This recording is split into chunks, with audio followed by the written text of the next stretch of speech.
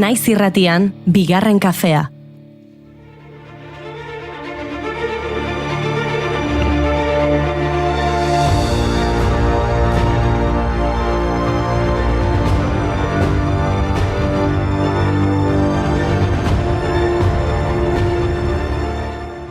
Ongi etorri alarma egoera osteko lehenengo bigarren kafera. Asko aldatu da dena. Mugikortasun mugak kendu dizkigute eta beraz guk saioa tolosatik egiten jarraituko dugu. Etxeratzea agindua kendu digute eta beraz guk saioa 4:00 egiten jarraituko dugu. Asko aldatu da dena. Astelenon, denoi? Astelenon. Ondo abiatu duzu astea?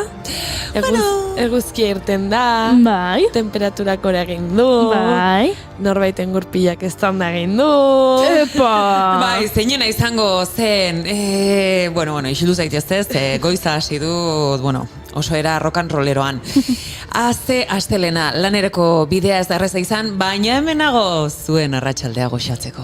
Eta norbaitek akaso galdetuko du, non dago Inigo? Eta gure erantzuna da, zein da Inigo? Gaur, 3 erreginen maila antolatu dugu. Hori da, gora 3 erreginen maila, zema gustatzen zairen. Gora! Gora!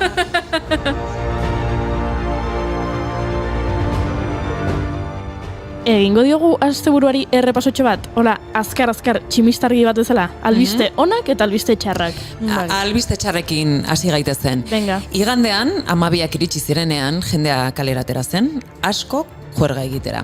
Taldetan, kalean edaten, musikorik gabe, eta gainera, gero kaleak zikin utzi zituzten. Alarma egoera amaitu da, baina pandemia ez. Eta orain, albiste ona. Atzo jokatu zen pilotako 2021ko binakako txapelketa, eta Daner Elezkanok eta Jose Javier Zabaletak irabazi zuten. Osasun neurriak direla eta oso gauza kurioso bat gertatu zen. Dron batek ekarri zizkien egan txapelak buru gainera. Negar malkotan ospatu zuten garaipena, guztiz unkituta. Gora emozioak frontoietan eta gora maskulinitate ez toksikoak. Gora!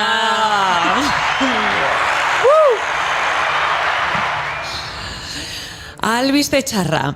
Gaur, zuek izorratzea. Gaur, bai. Dator. Euskararen erabilerak behar egin du eskola giroan eta batez ere de ereduan. Arrue ikerketaren arabera, orain arteko erabileraren gonantzko joera eten eginda. Arrue ikerketak EAEko ikasleek eskola giroan dituzten hizkuntza erabilerak aztertzen ditu 2011 geroztik. Ba honi ere. Bai, tamalez. Bueno, albiste ona. Venga, esan. Miren Lazkano piraguista donostiarra, Europako txapelduna da. Juhu! Zorionak! Ibrean, Italian, jokatu den eslalomeko piraguismoko Europako txapelketa irabazi du. C bat kategorian, hain zuzen ere. Venga, banik orain albiste txarra. Israelgo poliziak 100 lagun zauritu ditu Jerusalem ekialdean. Zauritutakoen artean 6 kazetari daude eta segurtasun indarrek gutxienez 37 adingabe palestindar atxilotu dituzte. Bueno, albiste ona. Larun batean ospatu zuten lehenengo senyora sariketaren finala. Ekimena zenbait emakume bertsolarik eta bertsozale feministek antolatu zuten. Bertsozale elkartearen babesarekin. Han aritu ziren Aizea Arana, Miren Artetxe, Paula Amilburu, Amaia Agirre, Saioa Alkaiza eta Onintzaen Beita. Amaia Agirrek bilagonatarrak irabazi zuen txapela. Gora emakume bertsolariak. Gora. Eta finaleko bertsoa ez daukagu, baino sailkapeneko bertso bat jarriko dizugu oso aproposa bizi ditugun garaientzako. Epa! Egoitzan pasatzen dut nik, iaia egun osoa, urte betean bakarrik, hori izan da arazoa. Aitzaki edo motiboa izan da, birusaren erasoa. Garesti izan da, ala ere ordaindu, behar izan den prezioa. Eta txertoa aipatu du bertxotan, eta egokitu zait albiste txarra, ezta? Bai. Europar Batasunak ez du berrituko AstraZenecarekin duen kontratua, ekainetik aratago. Sinatutako akordioaren arabera, farmazia konpainiak 120 milioi dosi eman berzizkion urteko lehen hiruhilekoan Europari, eta azkenan 30 milioi bakarrik banatu dizkio. Oi, albiste ona, eta oso ederra da gainera. 30 herri urrats txiki ospatu zituzten atzo Ipar Euskal Herrian. Ze ona den hau.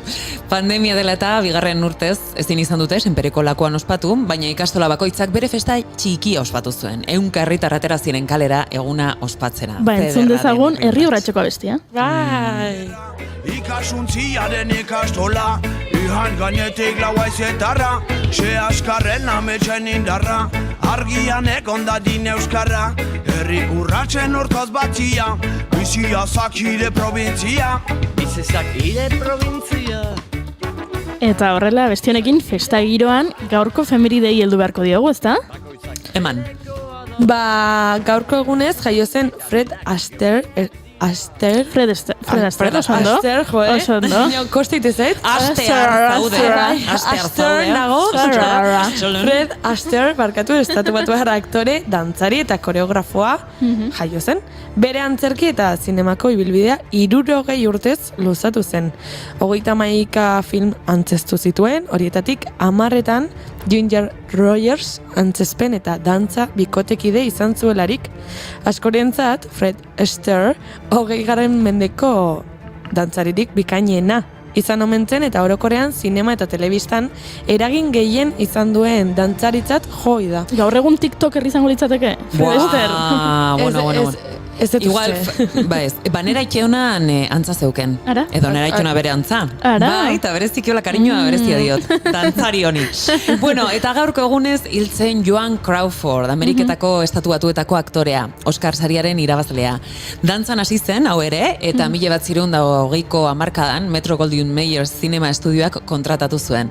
Hamarkadaren amaierako Hollywoodeko izarrik puntakoena izan zen, baita soldata handienetakoa irabazi zuena ere. Emakumeen artean.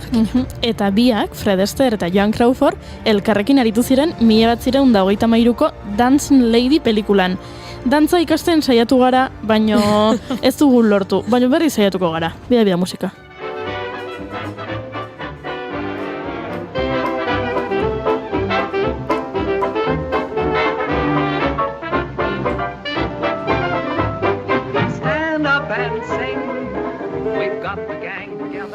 Eta lehen bertsolaritza aipatu dugunez, nereakin jarraituko dut, eta gaurko egunez jaio zen Manuel Olaizola Urbieta 1909an zestoan. Uztapide izango itiz, Gipuzkoar bertsolaria eta euskal idazlea izan zen. 3 bider lortu zuen bertsolari txapelketa nagusia irabaztea. Eta egun berean, urte berean, handik 75 kilometrotara Ignacio Agrezabala jaio zen. Mirri bigarrena ez izenez ezaguna. Euskal Herritar futbolari eta ingenieria izan zen, atletiken jokatu zuena. Mirri bat berean naia izan zen, ura ere atletikeko jokalaria. Eta urte asko lehenago, eta asko zurrutiago ere, gaurko egunez hiltzen Katsushika Hokusai, margolari, marrazkilari eta grabatzaile japoniarra. 1814 urtean manga asmatu zuen, eta ukiyo-e pintura estiloko maisua da. Ospetsuak dira haren Fuji mendiko 36 ikuspegi eta Fuji mendiko 100 ikuspegi lanak. Fuji mendiarekiko zuen obsesioaren adierazlea direnak. Eta Rafa Ruedak eskaini zion Hokusairen olatuari abesti bat, beraz, entzun dezagun.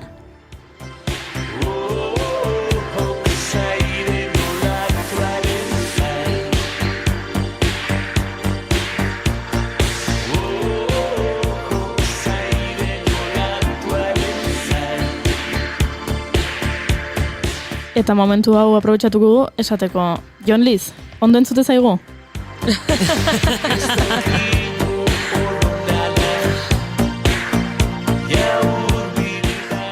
Eta gaurko egunez 1950 urtean, Seat automobilgintza enpresa sortu zuten. Bueno, Krik, krik, krik, maiten. krik, krik. Saio honetan, kotxeen unibertsioa ez da bereziki gure espezializazioa. Ez ditugu askotan aipatzen. Eta efemeride hau berezia da edo? Bai, noski. Aitzakie da kriston abestia jartzeko. Itzuli gaitezen 1989 Ez esan! Que un zapanda se me cruzó y se comió el parachoque de mi Forescore. Por la raja de tu falda yo tuve un piñazo con un Seat Panda. Por la raja de tu falda yo tuve un piñazo con un Seat Panda. Eta efemeride garrantzitsu bat aztu zaigu. Ota. Gaur, Euskal Herriko izar handi baten urtebetetze eguna da. Gure mai hontako beste sorgina. Oiana Maritorena Gembe! Hemendik zorionik beroenak Oianari. Zure omenez abestitxo bat prestatu dugu? Zorionak Oiana. Eta, Oianak antzizten duen utzi zure mezua seinalearen ondoren obra ikusi baduzue, eta ez baduzu ikusi, ulertuko duzue, eta bestela, zergatik ez duzue oraindik ikusi? Jun ikustea, ikusi ja, venga! Zorionak Oiana. Zorionak, politxa. Give you my heart. 'Cause you're a sky full of stars. 'Cause you light up the park. I don't care, go on and tear me apart. I don't care if you do.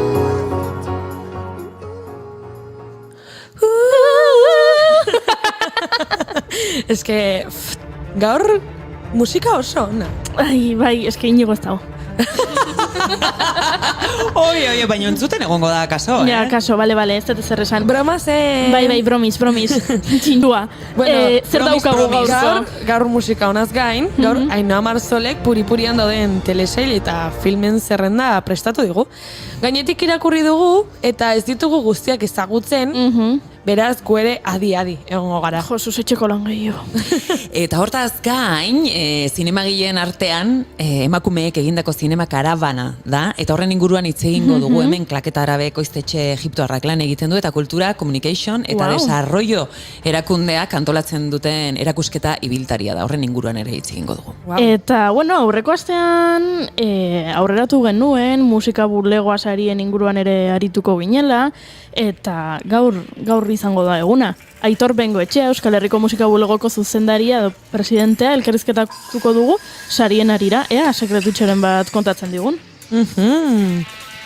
Eta zuka maia? Eta nik, ez dakit nola esan, klaseak emango izkizut. Sexologiaren hiztegia. Hasi ingo geha, ze asko gustatu zait. Guazen, maiatzak 10 ditu, eta gaur, astelena da. Hori da.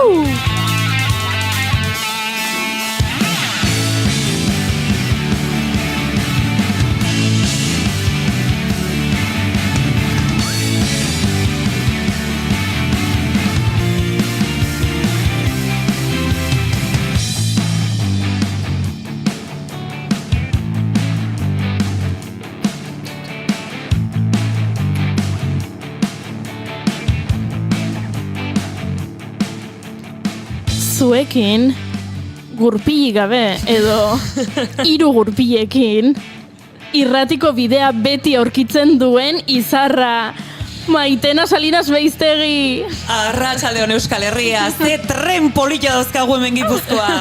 Bai.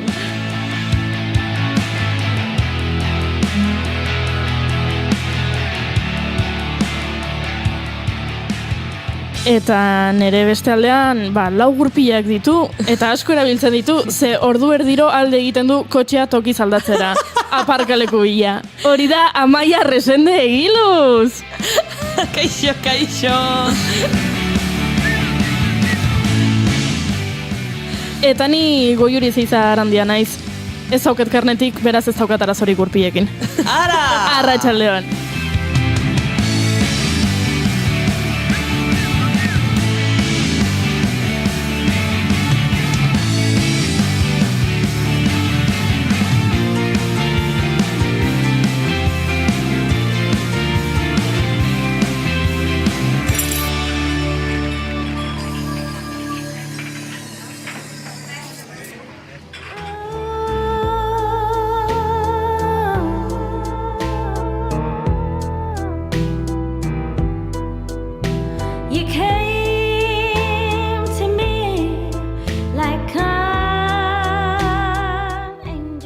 Ostiralean aipatu genuen, Sara Zurzak ez oildu lana atera berri duela, bestia atera zuela, eta bideoklipa oso polita, por cierto, baina nik gaur bere abesti zartxogo bat berreskuratu nahi izan dut. Hau da, Sara Zurzaren London Weather.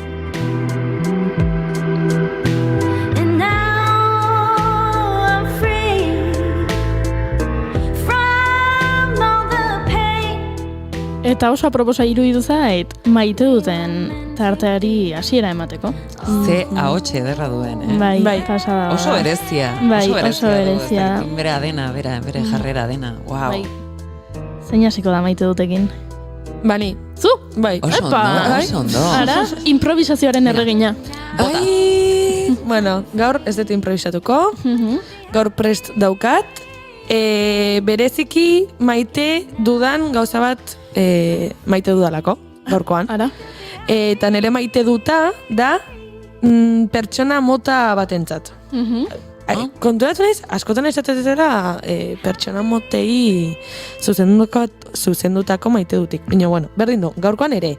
Eta maite ditut pertsona horiek ez dakit nola azaldu, praktikoak direnak. Hau da, arazo baten aurrean, segituan, ez dakit, penaz eta gure, ezin dugu dena gaizki, horren aurrean, lema hartu eta aurrera egiten dutenak, batez ere, askar eta oso modu eraginkorrean. Egiten badute, perfecto. Baina bestela ere, saiatzen diren hoiek asko maite ditut. Bida ze ondo, aizu. Eta zu holakoa zea? Segun eta ze kasutan bai. Gehi bat.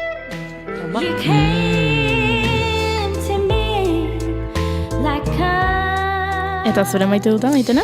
Nere maite duta da gaur zure kuriosatu pasatu zait, dakizuen moduan, gurpila zulatu zait, kotxeko gurpila zulatu zait, tailerrera joan naiz, eta esan didate, tira tarte batean, joan zaitez nahi baduzu kafe bat hartzera, eta bitartean bisatuko zaitugu, ez? Ikusi behar dugu eta zulatutako gurpila konpontzea dugun edo ez. Batean, iritsi zaitola, ez dakit ordu erdira, ez dakit ordu etea, mezu bat, eta bertan, sartu naiz, eta ikusi dut, kurioso iruditu zait, tailerretik bertatik, bideo bat egin dute, azalpena, bideo, nere gurpila nire bidaltzeko, propio, azalduz zehazki, nere gurpilan zer gertatu den, eta zer egin beharko litzateke. Ni harrituta gelditu naiz zeharo, ez nuelako espero, sorpresaz harrapatu nau, eta bestalde gustatzen zaidalako netzako ni oso teknologia zalea naiz, gustatzen zait, gauzak horrela aurrera doazenean, eta batez ere bizitza erresten badigute, beti ere komunikazioa galdu gabe, eta iruditu zait komunikazio hortzeola, pertsona bat hortzegoen, niri kontaktu hori emanez, informazio hori emanez, etzan bot bat, etzan makina bat, eta eraberean, bideo bat zan. Maite dut, teknologia eta gizakiak bat egiten dugunean behar den moduan. Zeona, imaginatzen zu, hoi bea beste ofizio eta aplikatuko bagenuke, zure ama ematezu meikuta, eta meik itxaron gelan zaude, eta meikuk, bida hemen, hau da bere ukabila, eta dauka izorratuta, eta sendatzeko, hau eta hau. Beharra izango litzateke, eta gian askok egingo lukete, akaso ez dakit, ez? Zarrak juten direnen medikuta, ez zaizue pasatzen batzutan gelditzen dila oso oizututa, informazio ez du ondo jasotzen, eta horrela ez lirateke hain bakarrik sentituko. Bai, izu. Egin dezagun. Ara, egin dezagun. Sleight of hand and twist of fate, on a bed of nails she makes me wait, and I wait. Eta zuk? Eskerrik asko galdetzea gatik, amaia. Nik orain zango zut maite duta, baina maite duta esan baino lehen, aipatu behar nuen, abesti honek ez du aurkezpenik behar, U2, Ubiren With or Without You da, eta gaur sarreran ez dugu aipatu, baina Bono, abeslariaren urtebetetze eguna da, beraz, bere omenez hementxe abestia. And I'm waiting for you, with or without you. Eta nere maite duta da, gorrotoak batzen zaituenean. Jesus. Wow. Epa! Gelditu naiz gorrotoa eta esan maite dut gorrotoa, egon, hemen buelta mango dioguta. Ez badu, azalpena dauka. Zuk zerbait gorroto duzu, eta bapatean lagun batek esaten dizu, gorroto dut hau! Eta zuk esaten dizu, nik ere hori gorroto dut! Eta orduan, bi zuen artean sortzen da, lehen laguntasuna balin bazean, areagotu egiten da.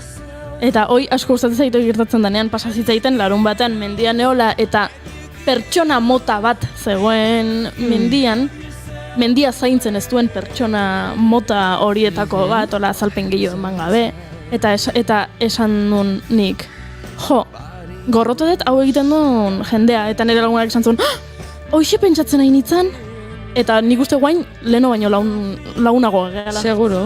Egia da, batzutan beti ere ez, alde gauden gauzetaz hitz egiten dugula, baina kontra ere bagaude, zenbait gauzetaz, eta horrek ere zuko esaten dezuna, taldea egiten du. Oide, gorrotak batzutan batzen du.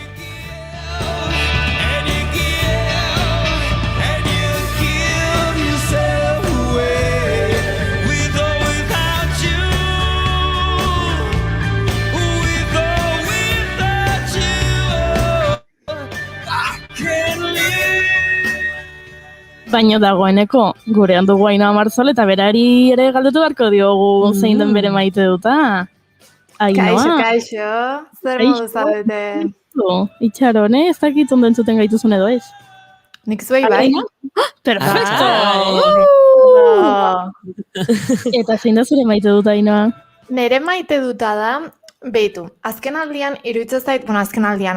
urteetan, iruditzen zait, bai sare sozialek eta bai, nola dauden gauzak eginak, bultzatzen gaituztela pixka bat denari buruz iritzi bat edukitzea. Eta nik maite ditut gauza guztien inguruan iritzi bat edukitzen ez duten jendea.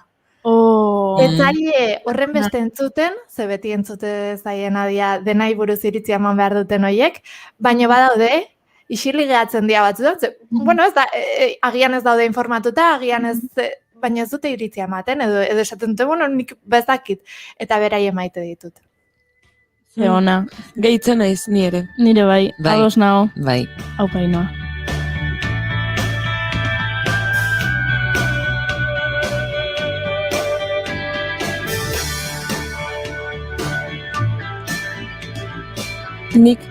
Nik beste maite dut bat dakat. Ara? Ui. Bota.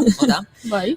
Ikusi dut, streamingean sartzen Ainhoa, ikusi dut, hain, ez dakit, udako tirantekin, hilea jasota, eta ez dakit zeba, ikusi dut, eta esan dut, udara, eta maite izan dut momentutxo despiste hori.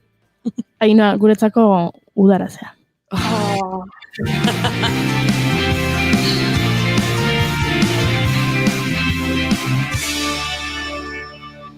Emaiozu bigarren aukera bat egunari.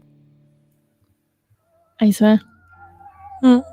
Etorri zate prest kuaderno eta boligrafoarekin? Bai, beti. Bueno, alare hau streamingean da, baina gero zintzilikatuta dukiko gu, bera errepasatzeko ere emango digu. Notatzea, teknologia gustatu zaiola. Bideoak. Hope I make it out of here. She saw my eyes, she know I'm gone. Esaten nun boligrafoana eta ze gaur bai etxeko lanan jarriko dizkigula Ainhoa Marzolek ze gidoia begiratu dugu eta usteet 3 erreginak, ze gaur 3 erreginen maila osatu dugu, guk ez ditugula ez telesailez filma horiek ikusi, Ainhoa. Iruditzen zait ekarri dut pixka bat denetikan, ez dut inu superheroiek ekarri, beraz, nik uste dut gustatuko zaizuela zeo zer gutxienez, eta aurkituko duzuela zuentzako zeo zer berezia. Perfecto, nahi duzunean, zerekin hasiko gara? Hasi nahi nun esaten, berri batekin bezala, duela astebeteko berria da, baina aurreko astean negoen ez hemen, gaur kontatu behar, ez? Abalonena, nahiko garrantzitsua iruditzen zaitela, ze urte honen hasieran Wong Kar-waien pelikula guztia jarri zituzten zineetara. Eta orain, ekainean, David Lynchekin egingo dute berdina. David Lynch zuzendaria, hainbat pelikulengatik ezaguna dena, Mulholland Drive, Blue Velvet, Twin Peaks berea da ere, eta bai dela iruditzen zait autorezko zinema munduan dagoen zuzendari garrantzitsuenetako bat. Eta aukera ona dela, hori zinera joateko, zinea berreskuratzeko, eta baita ere, lako zuzendariei pixka bat errepaso bat egiteko, ez? Askotan pixka bat pereza ematen digutela etxean bakarrik ikusteak, eta aukera ona dela. Gaina oso aprobosa guretzako, zen naiz irratian, badago irratsaio bat, eta irratsaio horren premisa da, David Lynchek aurkezten ez duen irratsaioa. Bi Lynch izena du eta zinemaren inguruan aritzen dira bertxotan. Eta hor naztu dituzte Bi Lynch eta David Lynch, beraz, naiz irratian David Lynch ongi etorria da. Gainera nik uste David Lynchi berak kafearekin duen pasioarekin, bigarren kafe asko gustatuko litzaiokela. Saiatuko gea elkarrezketa hori lotzen, lasai Ainhoa. Deituko diogu, inglesa menperatzen dugu, beak euskera, ez dakit, galdetuko jo, igual bai, igual bai. Guaranteed to tell her hug about this shit, I'm trying to get naked. I'm like, gotta get up out my room. Eta ze gehiago, Ainhoa? Orain telesailetara joango gara. Nik uste dut, aste honetan telesail gehiago ekarri ditut pelikulak baino. Beraz, hasi gaitezke lehenengoarekin Shadow and Bone deitzen da, Netflixen dago, eta izugarrizko arrakasta eukidu sare sozialetan. Ez dakit topatu zareten berarekin, baino zirrikitu guztiadatikan sartzen ari da. Eta askok Game of Thronesekin konparatzen dute, agian ez haren seriotasunean, baino bai badaukala unibertso bat eta oso ondo sortua. Eta You're safe now. Trailerra ikusten ari gara. Tell me what happened in the Begiratu. What saved you? You won't believe me, but it was a sun summoner.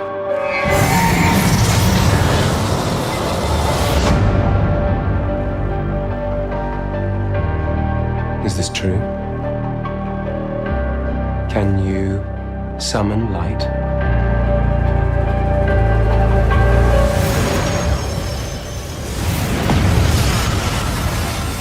Honekin bakarrik jain antzikuna. She's real. Ragoiak ere badaude. Zeretikan dago, eta ondo dago Threatened by your mere existence. hau fantasia mundu batean oinarritua dago, eta liburu batetik handator, Grisha trilogia deiturikoa, Leigh Bardugorena, eta esaten du, nik liburuak ez ditut irakurri, seriarekin bai hasi naizela, baino esaten dute oso ondo hartua dagoela liburutikan, eta azken aldian dela gauza bat asko kostatzen zaiena seriak egiten dituztenei, liburuak ondo eramatea serietara. Eta kritikaren gustokoa ere ari da izaten. Beraz, norbaiti hola fantasiazko munduak eta gustatzen bazaizkio, pixka hori Hunger Games, Game of Thrones mundu guzti hau, aurrera, bai dago. Hori da, entzulek esaten digute, trailerra bakarrik ikusita, listara. Listara, ze ondo. Horretaz aparte, gehiago dakarzkit.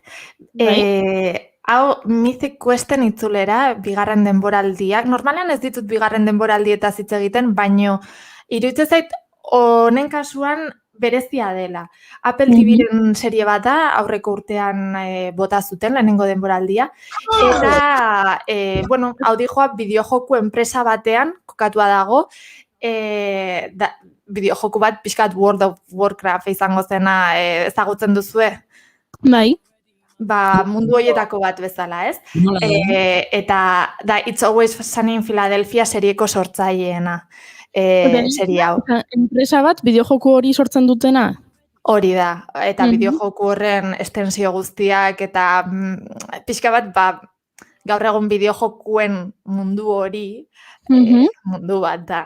Eta egia da serie hau komentatu genuela aurreko urtean bigarren kafean zuek justu zuekin negoen, baino bai egin zuten, eta hau izan zen oso polita, kuarentenan sartu ginenean, izan ziren lehenengotakoak, kapitulu berezi bat egiten Zoom bidez.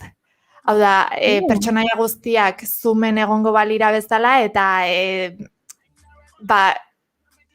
oso politia zen, ze oso ondo hartua zegoen, esperantza handiarekin hartzen zuten dena, eta baita isolazioan denak batera geudela gogorarazteko, ez? Eta oso guai egon zen hori. Eta bigarren denboraldirako egin dutena da seria berritikan egin. Hau da, ja da pixka bat idatzia zuten, seria nola izango zen, baino kuarentenaren ondoren dena bota dute, eta hau kokatzen dute seria kuarentenaren ondoren.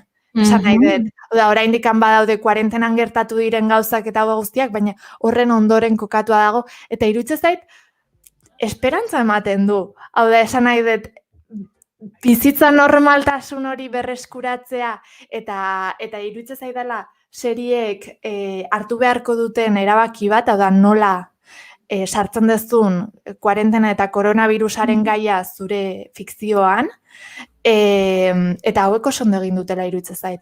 Iruditzen zait, nahi norbait oso azkarra izan dela, ze azkeneko urtetan bazegoen, ez da eztabaida bideojokoek baita, ez dakit, lekuak kendu ziotela telesaiei eta zinemari, eta geroz eta gazten artean behintzat, gehiago hori zirela bideojokoetara jolasten, telesaiak ikusi beharrean, eta hemen norbait okuritu zaio, haizu zatik ez zegoartzen bideojokoa eta mundu hori telesaili bihurtu.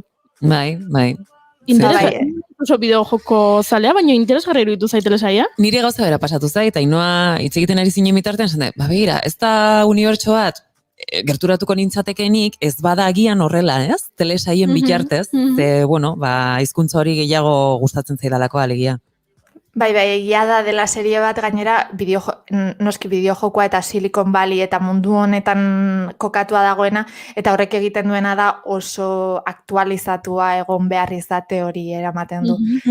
Eta egia da dela serie bat oso goxoa, oso serotonina gratis, deitzen diogun serie batakoak. Behar dugu. Eta orduan oso gustora ikusten dela. Hau ere listara, bidanei, hau interesgarriagoa iruditu zait aurrekoa da baino. Ni biak ikusiko ditut. Biak, zer moduz. Klasekoen poiona. Bai, edo bizioa da nerea, bizioa. Venga, zer da horrengoa ina? Beste bat, hau ere, beste punta batera goaz, Movistar Plusek ekarri duelako Belgravia deitzen den serie bat, dala Downton Abbeyren sortzaileena. Ez dakit, hau zuen gustokoa den, baita. A ber, jarriko dugu trailerra. Now those lies have returned to haunt us. Do we have a right to hide from her that she has a grandson? Oso daunpenari, arropa eta gaztelua, eta hori dena. musika... Are you all right? You remind me of someone I used to know. The secret is she's not telling me what it is. Some more persuading. I would fight dragons if I thought I might have a chance of winning your heart. Supposing you should want to make it happen. I do want to make it happen. You will marry John Bellis. Run away together. Lasaitasun pixka baten bila da bilen entzako. Ganak dena aldalezake. Belgravia. Hauek, geho goenkaletan parritzen dugu, baina goenkale bezala dira. Dia luzeak, dia telenoveleskoak. Nasmen handia sortzen dutenak, baina beren plazterrare bai. Bueno, hau kontuan hartu, 6 kapitulu bakarrik direla. Beraz, ikusteko, ya está. Ia da, bai. Asteburu baten... Bueno, ni asteburu gara hontan 8 kapitulu ikusi da. Nike bai. El Inocente. Eta bida, lehenbizikoarekin ez dut, ez da lehenbiziko kapitulua bukatu esan dut, ez eskerrik asko. Nik ikusi dut Safe. Nik El Inocente... Komendagarria. Ez dizut esango, sekulako telesaia danik, baino bai adikzio pixka bat sortzen du, eta bueno, hor dago misterioa, eta izu, ni ikusten hasi nintzen, eta esan nun, nik hau deskurritu nahi dut ze pasadan, eta zeatik Mario Casasek gogia irabazi ostean berriro gaizki egiten duen bere lana. Ala! Miño, bueno! Badaude gauza batzuk denborarekin ulertzen ez direnak. Nik hori bakarrik esango dut. Izu. Belgravia orduan. Belgravia, bai. Aberats berri eta aberats zaharren talkari buruz dijoa Londresen. Beraz, bueno, drama. Drama lasaia. Momentu zaipatu ditugu Shadow and Bone, Netflixen, Mystic Quest, Apple TVn, Belgravia nun daukagu hainua? Movistar gehien. Movistar gehien. Eta orain The Making goaz. Them apirilean estrenatu zen serie badela, baino mantxo, orain dator. Orain ari gara ikusten jendea Them ikusten ari dela, eta berreskuratzen Amazon Prime Videon dagoen seria da. Eta ikusi ezagun trailerra baldin baukagu. Ikusi ezagun. Beldurezkoa da.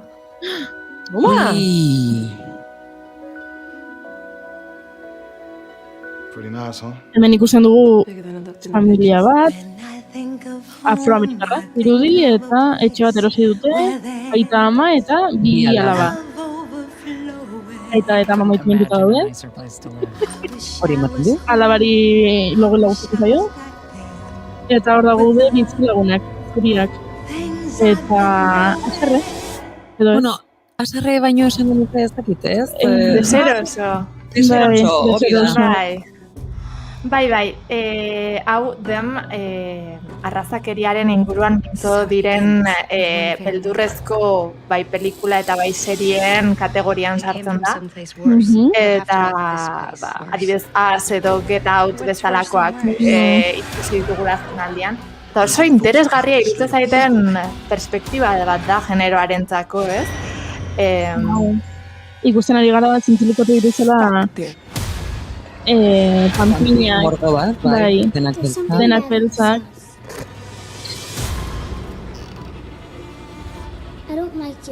Bai, beldur pizka da baten du, Got our eyes on you.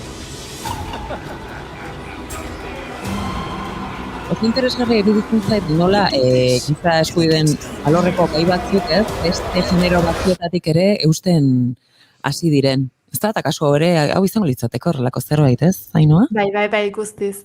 Azkenerako...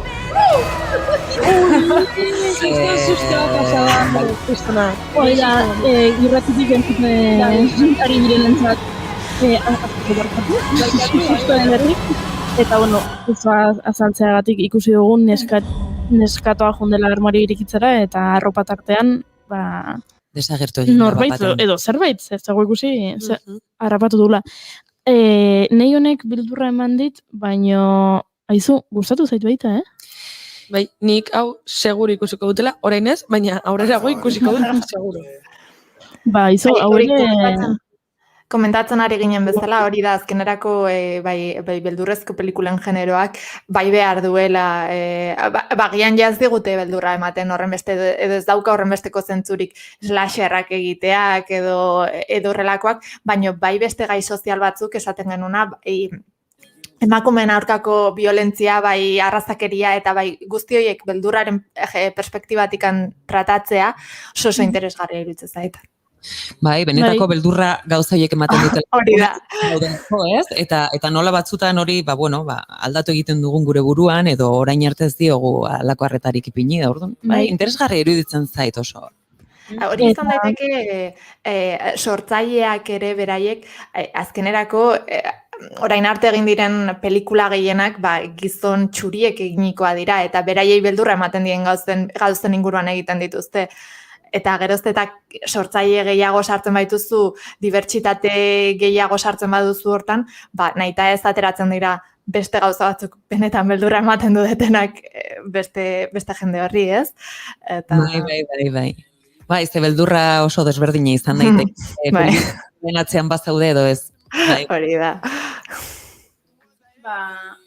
Hau ere zerrendara, eta Ainoa, nola lantzen dezun aniztasuna zuk ekarri diguzu plataforma bakoitzetik telesail bat. Oso ondo dago hori, pertsona guztiak ez ditugu denak, alegia, ez da? Ez. Eta orain dakatena gaina, pelikuletan sartzen geanean, ez dakit ikusi dezuten, The Mitchells vs. The Machines, baino hau edala etxeko lana. Etxeko lana bai edo bai. Bideoak ikusi ditut sareetan zatitxoak, eta oain ikusiko dugu trailerra, eta ea ze iruditzen zaizuen. Entzun, ze nik trailerrarekin ja par batzuk bota ditut. Hemen do. Let it begin. The last humans must be here somewhere. Wait. Hemen ikusten dugu robotak, eta egira ditatzen azkeneko kiztetak hemen egongo ditela. Is that a burnt orange 1993 station wagon? Or is it... Who are these Eta hemen ezatzen da, kotxe zarroat eta familia batkoetan roboten aurka. Baina humoretik, komediatik, hori da, komediatik. Hemen ikusten dugu protagonista, Disneyko neskatua. It took me a while to figure myself out. My brother, also weird. Hi, would you like to talk to me about dinosaurs? No. Okay, thank you. And my mom. Candy face cupcakes. All of us, really. How about we put our phones down and we can make 10 seconds. Oso familia kuriosa. Bai, pixkat disfuntzionala. Baina, bueno, familia ez. Ez dugula izatu, marrazki izanak dira. Every family has Hor txakur badago, mila horrekin maite benduna ez daia txakurraren gatik bada egitera bat izan our greatest challenge. Eta ikusten dugu zerbait gertatu dela, ez? Mundua amaitu ez, robotek.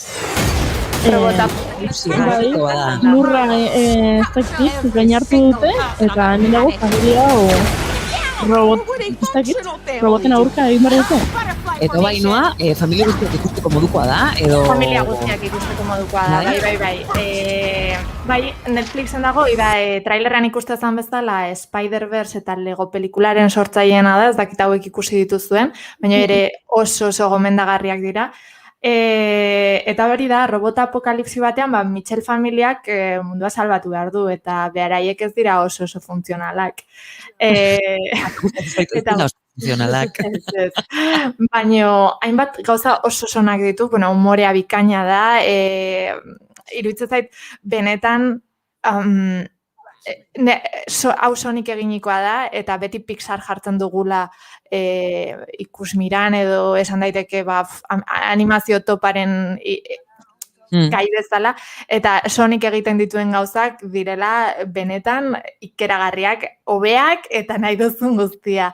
Eta hori, gauza hauetako bat oso duena, eta niri asko gustatu zaitena da, protagonista queer edo homosexual bat sartzen dute, eta hau sartzen dute inungo momentutan trama horren inguruan izan gabe, ez? Ze ona. Bai. Behar luke, normaltasun osoz. Bai, ez dizute...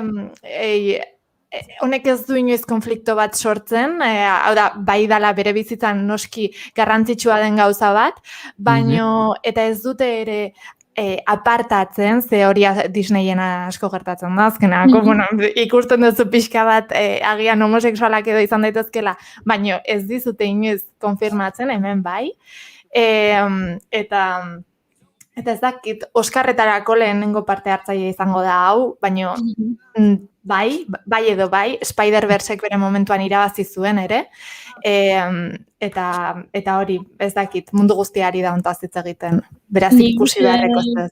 Txio bat, esatezuna, semearekin ikusi nuen atzo pelikula bat, pelikula hau, eta gaur berriro ikusiko dut semeri gabe. Horrek ja asko esaten du, Bai. Oso divertigarria da, oso. Ze ondo, aizu. Behar dugu bida, serotonina. Bai. Divertigarria ere, bai. Delburra ere pasa dezakegu, baina ez eskubide. Ainoak indu guk sarreran egin dugun berdina. Indegu, albize txarra albiste ona. Ainoak indigu serotonina, beldurra, serotonina, arrazakeria. Denetarik. Bai, eta bukatzeko zinetaragoaz, hasi bezala pixka bat, baina bai dela ez dakita gustatuko zaizuen, honekin jaz nagorren zibur. Nobody deitzen den pelikula bat, zinetan gutxi ari da ateratzen azken aldian, baina, bueno, hauek, pelikula hau da, lapur batzuk bere etxean sartzen direnean, bere protagonista, pelikula hontako protagonista, Hutch deitzen dela, erabakitzen du ez derrez egitea, lapur hauen aurka, arazo gutxiago ukitzeko, ez? Eta honek eragiten duena da, bere familiaren errespetua galtzea. Ze aitak ez du ezer egin, lapur hauen aurka, eta horrek konfliktua sortzen du. Eta honen ondoren, gizon honen, Hutch honen alde iluna ateratzen hasten da. Beraz, akziozko pelikula bat da, thriller bat da, komedia puntu bat ere badu, eta bai, hori, bueno... Hau da, sartzen dira lapurrak etxera. Bea topatzen da lapurrekin, bere etxean, eta erabakitzen du ez duela zer egingo, eta orduan familia aserretu egiten da berarekin. Bai. Kuriosoa. Bueno, ematen du zer pentsatua, ez da? Bai, pentsatzen egin izan. Zergatik familiak espero du bea gizon izanik, nola, ez? Hor egongo da pentsatzen bai. Bigarren buelta bat emateko aukera ere, bai. Eta hau da pixka bat akzioaren fanak direnentzako azken aldian ez delako ez ateratzen sagak ez diren akzioetatik ez zer. Zan nahi dutena edo Marvel da, edo jo que sé, Fast and Furious edo zein saga hauetako bat, baino horrelakoak gutxi daude. Beraz aukera bat zinera joateko. Bueno, eta gainera Bob Odenkirk dagoela, askok ezagutuko dute ez, Breaking Bad den hasi ginen ezagutzen, eta gero Better Call Saul telesailean bai, eta bueno, sekulako aktorea dela. Eta bera ikustegatik ere merezi du. Aizu. Hau ere fitxerora. Zenbat etxeko lan. Bueno. Nik aurreratzen dizuet, Belgravia ez dut ikusiko. Nik igual. Downton Abbey estiloko telesai hauek etzaizkidalako gustatzen. Baina uzet, beste guztiak, baietz, ikusiko ditu dala. Partekaz gainera. Pongo gara hola. Datorren astean kontatuko didazu ez emuz junta ez zuen. Hoi da, eskerrik asko, Ainoa, beste behin gurekin egoteagatik, aurreko astelenean etxian etorri eta pixka pikatuta gonden, baina ja pasa zaigu aserrea, ze oso interesgarriak izan dira, zure gaurko gomendioak. Eskerrik asko hemen edukitzeagatik anei. Urrengo astean ikusiko dugu elkar, eta berriro, Inigo gabe.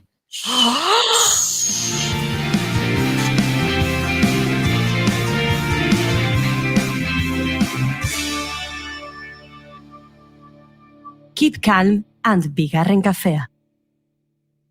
Naiz irratia.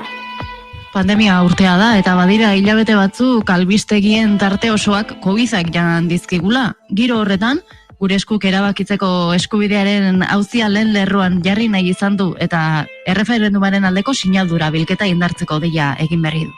Amalur Alvarez dugu gurekin herri ekimeneko bozeramalea. Guk argi daukagu pandemiaren aurka borrokatzen eta aurre egiten jarraitu behar dugula, baina horrekin batera burujabetzaren eta erabakitzeko eskubidearen gaia erdigunean edo gutxienez agendan kokatu behar dugula. Agenda horiek ez edo behar horiek uztartu behar ditugu, eta lehen osan eteren bezala erabakitzeko eskubideen agenda zabaltzea urgentea izango da, edo gukulertzen dugu urgentea dela krisi honi aurre egiteko orduan ere ez, gurean tresna eraginkorrak izateko behar ditugun neurriak, salbuespeneko neurri guztiak hartu ahal izateko ere. Zer gertatuko da maiatzak 9 ostean, ez?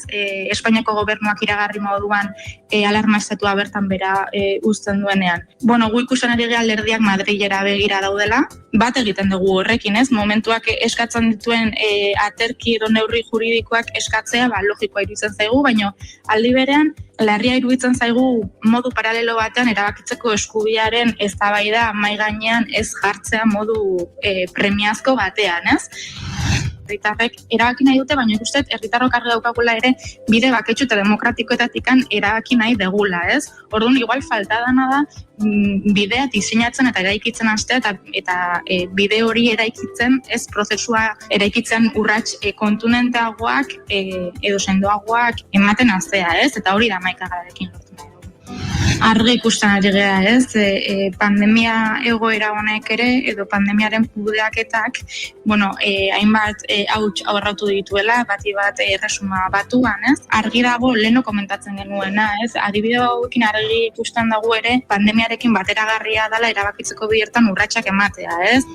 Munduan ikusten ari gean adibideetan normaltasun demokratiko horren barruan sartzen da erabakitzeko eskubidea, ikusten dugu posible dela, ez? Demokrazia garatuenetan edo normaltasunez eman daiteken bide bat dela, eta guk horri eusten diogu, ez? Guk badakigu orain arte askotan aldarrikatu dugu, gehiengo sozial zabal bat badagoela Euskal Herrian erabakitzeko eskubidean alde, baina sinadura bilketa honekin egin nahi duguna da hori indartu, sendotu, zabaldu eta aldi berean operatibo bilakatu, ez? Atxikimendu eta konpromiso horiek bilatzeko. Informazioaren aria, naiz irratia.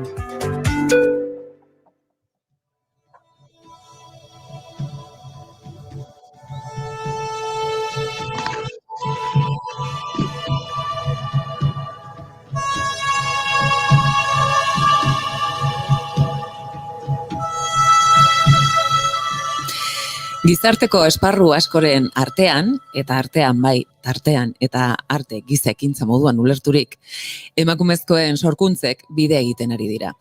Ikusentzunezkoan edota zinemagintzan besteak beste, euren, gure errealitatearekin zerikusia duten bizitzak islatuz eta defendatuz.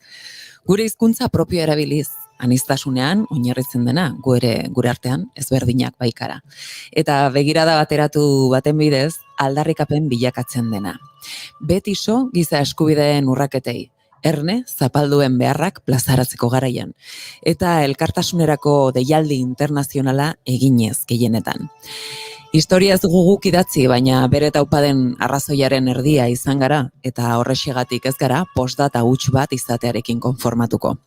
Guzti honi boza eta irudia eman nahiean, aurten, hamarkada bat betetzen duen ekimen bat dakarkizuegu.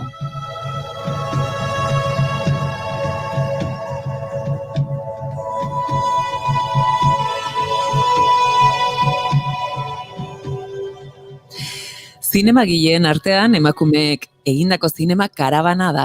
Klaketa Arabe ekoiztetxe egiptoarrak eta Kultura, Communication eta Desarrollo, KCD erakundeak antolatutako erakusketa ibiltaria da.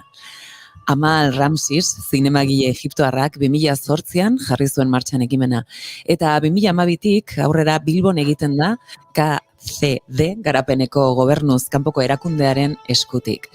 Kultura arabiarraren eta beste kultura batzuen arteko topaguneak sortzeko, zinema sozialeko emakumezko zuzendariak ikusarazteko eta zinemagileen arteko lankidetza sareak sortzeko helburuarekin sortu zen. Bere ibilbidean, karabanak 20 herrialde baino gehiago bisitatu ditu. Klaketa Arabek eta KCDek eraldaketa sozialerako egindako komunikazio prozesuaren zati bat da karabana. Eta komunikazioaren bidez, ekitatea eta kulturartekotasuna sustatzea du helburu, nola herrialde arabiarretan, ala munduko beste leku batzuetan.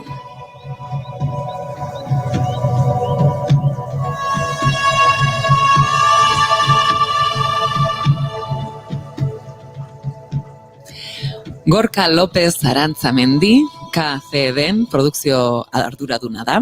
Euskal Herriko Unibertsitateko ikusentzunezko komunikazioko gradua du, baita zinema zuzendaritzako masterra Cinema y Audiovisuals de Kataluniako goi eskolan eskaken.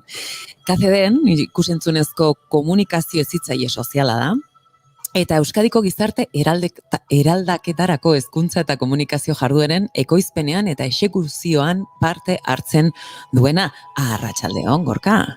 Arratsaldeon, bai. Ongi etorri bigarren kafera. Hori da. Bueno, zertzelada batzuk bota ditugu, baina konta iguzu mesedez, ze 10 urte egiten ditu ekimen honek, karabana honek, zein da bere historia, nondik dator eta nora iritsi da? Zuk ondo azaldu duzun bezala, Amal Ramsis dokumentagileak eta zuzendariak antolatzen duen Kairon, Egipton emakume zinegileen jaialdiaren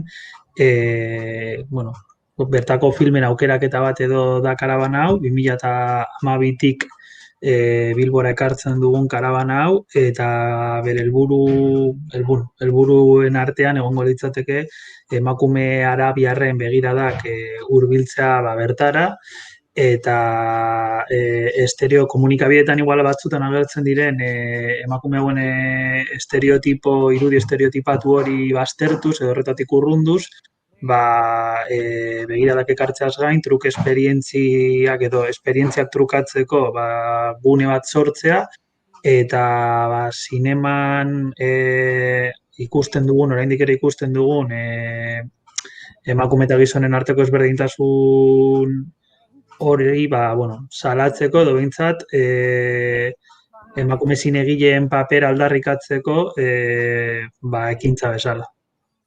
Gainera hemen diskriminazioak batzen joaten dira. Alegia, alde batetik, emakumeei izatea, beste alde batetik, arabiarra edo akaso, beste lurralde batekoa ez izatea, baino ez mendebaldekoa ez, kukulertzen du. Beraz, guzti hori islatzen da filme hauetan, zer da akaso bakoitzak bere unibertsoa plazaratuko du, baino zer dute amankomunean? Azken finean egia da hasiera batean izan zela emakume arabiarren ikuspuntuak soilik ekartzen zituen karabana bat, gutxinaka hori zabaltzen joan da, eta nazioarteko ikuspuntu ezberdinak, beti ere emakumezkoenak, bereganatu ditu, naiz eta zine arabiarrarekiko konpromisoa mantendu. Eta amankomunean azken finean nik esango nuke, historio hoiek kontatzeko moduen anistasuna. Badakit igual bizkat kontrasankorra eman dezakela ez, baina azken finean ikusten duguna da anistasun handia dagoela bebai, bakoitzak ez dela ikuspuntu bakarra, ez dela ikusmira bakarra, baizik eta hainbat eta hainbat daudela, iaia zuzendari bakoitzeko, ez? Noiz ospatuko da 10.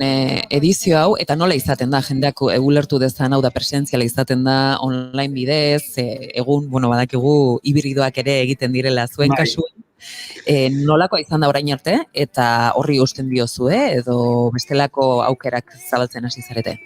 Aurten izango da maiatzaren 31-tik ekainaren 4 arte, astelehenetik ostiralera, eta urtero, 2019 arte presentziala izan zen, 2020an egia da, justo gainera konfinamendu garraian egin genuen, online egin genuen, baina aurten berriro ere presentzialera bueltatuko gara, azken finean, garrantzitsua iruditzen zaigulako espazio horiek eta mantentzea, ez?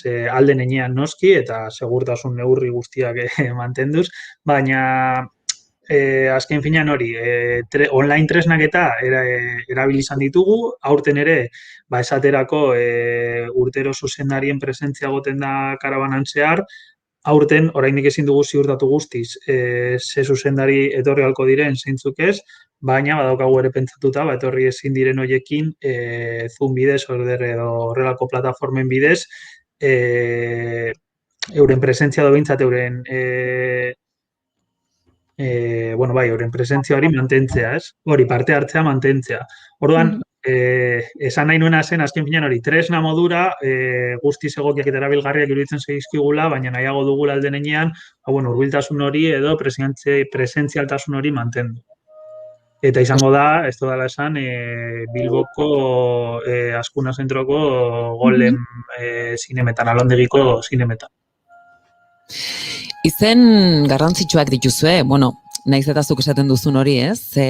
Presentzialean akaso aukera izan edo ez, baina, behintzat hemen daude Katia Cardenas adibidez, ez? Kazetaria dena eta kubatarra, baditugu ere adibidez Margaret Bullen bezalako antropologa eta ikerlari feminista, besteak beste. Guzti honek zer suposatzen du? Azkenen zuek ere sare bat sortzen ari zarete, ez? Eta sare hori pentsatzen dut urtean zehar ere bere azia ere egiten ari zaretela, baina emankorra izango dala urte guztian zehar. Bai, justo aipatu dituzun bi islariak egongo dira, egingo dugun, data horietan egingo dugun beste ekitaldi batean, izango dela horrengo astean topaketa nazioarteko kultura komunikazio eta garapenerako nazioarteko topaketan, egia da hainbat urtetan zehar bi ekitaldiak bateratuta joan direla, aurten karabana izango da maiatzeko azkenengoko eguna, aste horretan, eta aurreko astean izango da topaketa hau. Baina bai, azken finean, gure gobernuz kanpoko erakundearekin beti ere zentratzen gara komunikazioari lotutako proiektuetan, eta ildo horretatik ere bai topaketa hau eta baita maiatzaren 31-tik aurrera ukiko dugun karabana hau, bietan komunikazioaren bidez gizarte eraldatzea edo bultzatzea da daukagun helburua edo. Bueno, zarete, oraingo honetan ari gara karabanaren inguruan hitz egiten, baina proiektu pila bat dituzue. Beste adibidez, eta nik uste entzulen artean oso ezaguna egingo zailena da, zinema ikusezinaren nazioarteko 13. jaialdia ospatuko duzue. Zertan datza, naiz eta batzuk badakigun, zertan datza, eta bueno, nola txertatzen duzue guztia, egia da, zinema ikusezinaren inguru honetan urte pitxin bat gehiago damakizuela. Bata bestearekin lotzen da, nola funtzionatzen du guztionek? Azken finean, talde bera gaude bi proiektuen atzean edo, eta bada estrategia handiago baten edo parte, ez? Azken finean, esan dudana, komunikazioaren bidez eta kasu honetan zinemaren bidez, eta zinema jaialdi honetan ere bizkatori mantentzen da, herrialde ezberdinetako munduko edozein txokotik etortzen zaizkigun historiak eta ikuspuntuak, zinema jaialdiaren kasuan Bilbora eta bai Bizkaia zein Arabako hainbat puntutara hurbiltzea. Jaialdian ere lantzen dira gehien bat, 4 ardatz nagusi ditugu, direla giza eskubideak, garapen iraunkorra, kultura artekotasuna eta genero ekitatea, eta ildo horietatik edo agertzen zaizkigun kontaketa hauek, errealitate hauek, ikusi, hurbildu eta landu, eta lortu nahi duguna. Komunikazioan eta giza eskubidetan aritzen zarete, zein da, oraintxe bertan, aurrean dugun erronkarik handiena? Zer da gizarteratzen ez dena errex, edo akaso, naiz eta zuek saiakera egin, sustraia botatzen kostatzen den hori? Bakarra aukeratu behar du? Bakarra ez, nahi? Ziuraski asko egongo dira, eta gainea zeharkan, ez da? Esan duzuena asko, eta, etortzen zaizkidanak horrela maila konkretuago baten, eta karabanara lotuta bebai, adibidez, genero aldetik emakumezkoen presentzia horrelako arloetan ere ikusten dugu oraindik ere beharrezkoa dela horren aldarrikapena edo egitea, ez? Zinema jaialdia esaterako abiatu zenetik gizonezko zein emakumezko zinegileen kopurua bai filmen aukeraketan eta baita gero programazioaren ere parekotasuna mantenduz egiten da. Iruditzen zaigulako, ekintza positibo horiek edo egitea garrantzitsua dela oraindik ere. Beti ere, gainera, askotan hori izaten da ez, kontran edo entzuten dena kalitatearen, pelikulen kalitatea edo zalantzan jartzen dela, baina ez da horrelako ezer, parekotasun hori mantentzen da kalitatea, kalitatea mantenduz edo hori zalantzan edo kolokan jarri ere egin gabe. Eta gero beste bat aipatuko nukeena izango litzateke agian aurre iritziei aurre egitea, ez? Aurre iritziei aurre egitea edo, baina egia da, ikusentzunezkoak direla modu bat, nahiko erakargarria izaten den askotan, beste realitate batera hurbiltzeko edo, eta nik uste dut horregatik garrantzitsua dela, beste realitate hauek bizi dituztenen eskutik edo ezagutzea, ez? Hori badala, lortu daiteken zerbait, edo, suertez edo, eurek hurbiltzen diguten zerbait, eta nik uste dut aurre iritzi horiei edo aurre egitea izango litzatekeela beste erronka horietako bat. Eta kasu igual ez hitzaile den horretatik ere empatiara bultzatu, ez? Kasu batzuetan badago jende bat agian gaitasun gehiago duena, edo gutxiago, edo denok ez dugu era berdinera ikasten edo asimilatzen.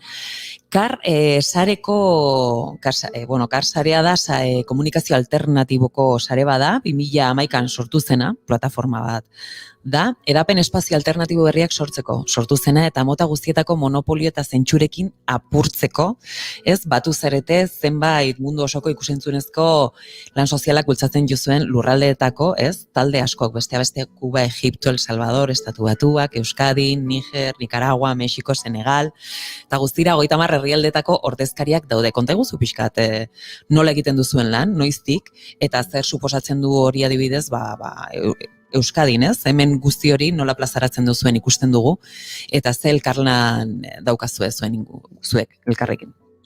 Bueno, lehen esan duan bezala bai, igual, estrategia edo jarraian doan estrategia horren parte da izango litzateke hau, ez?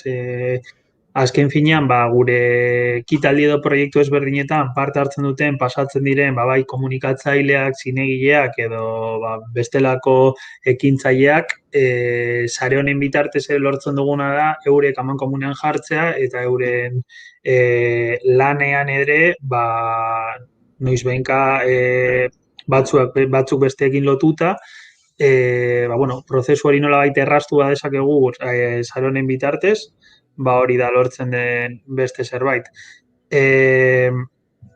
Azken finean, karabanan esan dut, esperientziak trukatzeko espazio bat sortzea dela gure helburuetako bat, bai topaketan, baita ere jaialdian, azken finean gure ekitaldi guztietan alden enean orain pandemiaren kontuarekin, saiatzen gara, bertan parte hartzen duten zinegile komunikatzaileak bertaratzea, ekartzea, edo etortzera gonbidatzen ditugu, eta azken finean hor ere sortzen da mankomuniko espazio hori. Karo, azken finean hori izaten da, momentu eta leku konkretu batean gauzatzen den ekitaldi baten inguruan, orduan sare honen bitartez lortzen dena da, edizio edo ekintza ezberdinetan parte hartu duten ekintzaileek ere, mankomunean esperientziak edo bibentziak, eta euren artean ere elkarlana edo truke espazioak ere sortzeko aukera. Gauza mordo bat, eta udako, unibertsitateko udako ikastaroetan ere, baduzue bestelakorik, topera zabiltzate. Bai. Maiatzaren bukaeran ezakitez den, ez? Bai, hau da, maiatzaren 24-tik 26-ra Euskal Herriko Unibertsitateko udako ikastaroen markoan sartzen da, eta izango da kultura ondarea eta garapen iraunkorraren inguruko topaketa bat. Horretan parte hartuko dute bai Senegal, Kuba eta baita Euskadiko komunikatzailek, ekintzaileek edo aipatutako kultura eta ondarearekin zerikusia daukaten pertsonek, eta berriz ere hori izango da, ezagutza, esperientziak eta elkarbanatzeko, trukatzeko espazio bat, ez? Ondarearen garrantzia edo nabarmentzeko, edo hori azpimarratzeko, eta leku ezberdinetan zelan egiten ari diren ikusita, batzuek euren ideiak partekatu eta besten gandik ere, si akaso, ikasteko aukera bat. Horiek aurten izango direla, 3 herrialdetan egingo dira, eta hori izango dela nasketa bat, Zoom eta presentzial bidez, herrialde bakoitzean egongo da espazio presentzial bat, baina gero beste herrialdekin kontaktatzeko Zoom bitartez egingo da. Eta horrez gain, aparte, berton bai, jenteak eukiko du aukera Zoom bidez konektatzeko topaketa osora. Igual, naiz eta Euskadin esaterako sede presentzial bat izan, jenteak Zoomen bidez jarraitzeko aukera ere eukiko du. Apuntatzeko, hori, uika.eus dala esango, TBHUko udako ikastaren horrialdea, edo bestela gure webgunetik acd-gidoia-ongd.org. Jarri dugu hemen. Bai, ikusten dut egia da. Partekatu dugu. Esteka webgunea, beraz, esteka hor dago. Hori da, bai. Vale. Benetan garrantzitsua, ez dakit zuei pasatzen zaizuen, baina komunikazio askotan ez da lantzen, ez? Hitz egiten da, informazio ematen da, baina hausnarketa prozesu hauek, taldekako hausnarketa prozesuak beti ere aberatsagoak izaten dira, ze. Ez dakit pasatzen zaizuen, baina askotan jendeak ez daki zer pentsatu. Eta pentsatzen dut, eta iruditzen zait horrelako tokiak agian, argitasuna ematen dutela, ez? Ilun dauden, oilun ditugun toki hoietan, ez da? Bai, aurreko astean komentatzen nahi dugunean, giza eskubideen zinemaldia zela eta nola askotan pelikulak behar baino geroko topaketak izaten diren, edo mainguruak izaten diren bereziki interesgarriak hor dagoelako benetan mamia eta hor ateratzen direlako galderak eta batzutan erantzunak eta beste batzutan erantzunik, ez? Bai, justu eskelanean egon nintzen inguru bat, 3 egunez, eta justu hori pasatu zen. Gorka, guari ginen komentatzen, zuek denetarik egiten duzuela, eta gauza bat, eta beste bat, baina hemen daukagu Maitena berak ere denetarik egiten du, eta... Ean egiten dugu denetarik. Bai, hori egia da. Baina horrelako tokiak bai defendatu behar ditugula, eta oso interesgarra iruditzen zai zuek egiten ari zareten guzti hori, ez? Eta jendeak jakin dezala, parte hartzea irikita dagoela, eta hor dagoela, denontzako alegia, ez dela bakarrik profesionalki, ez, jaso beharreko informazioa. Hori da. Bueno, Gorka, eskerrik asko.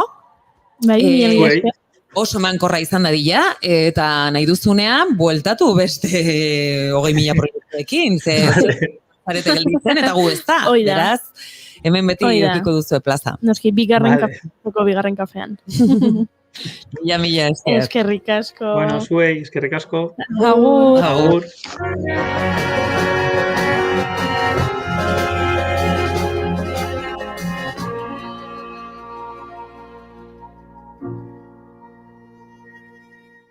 Naiz irratia. Haupa, Markel Nas, kasernako abeslaria, eta gure gelditu da denborako esna kantu aurkezten dizuet. Hauxe dugu diskako kanturik konplexu zein boro bilena. Disfrutatu. Kaixo Gabon, 6 bat litro izan dugu gaurkoan barnealdetik, Kantauri Xurialdean gehiago, 15-20 litro ere pilatu da metro kuadroko, eta biharko osagaiak erne, bihar eguraldi euritsu honekin jarraituko dugulako, prezipitazio iraunkorra bihar frontea pasako da, baina iaia etengabe bustiko du, atziko du. Atzna, iratzar gaioan, kaserraren melodia, belarrian egon da 6.5 FM. Uraldi nainoatzua hiriburuan zabaldu, egunkaria berritxarrak metorrian, besteko bat zegoia. Piztu telebista ezkaldu pizta.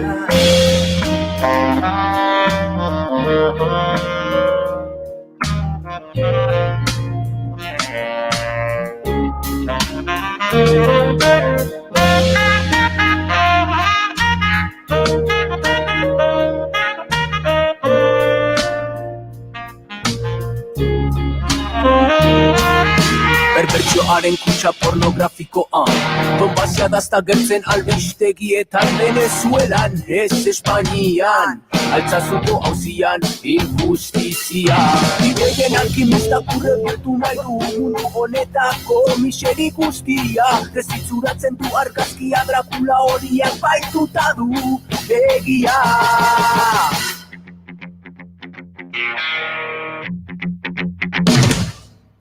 Itzali argia piztu, fantasia fueron felices, comieron perdices, Inkuizorion baten alegoria, saltu nahi digute memorian, irakalketan. 21. mendeko droga, futbola, derbian atletik egola, Euskal Mondoko kola, marihuana eta alkola, garaile iberdola, partituan.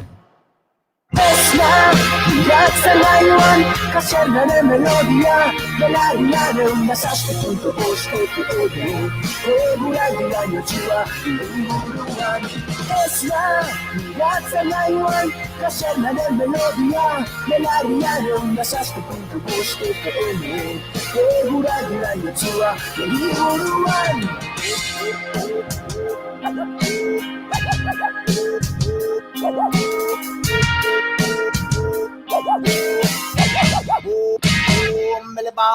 Hola, burguesia montada en el dólar, ez dago kontrola, polizia da, orgiaren zaindaria, bildu da sinpozioa, osleizu zendari, erabakia. Ados ez da buena, lubakira, 36ko gudariak bezala, ez da gauza bera, fronte popularra, da fronte nazionala, egoa eta iparra. Abizarrak, gida dezala, mediterraneak dakarren presala, aspalditak ordena, gorku ez betea, kaldu duzea, demokrazia.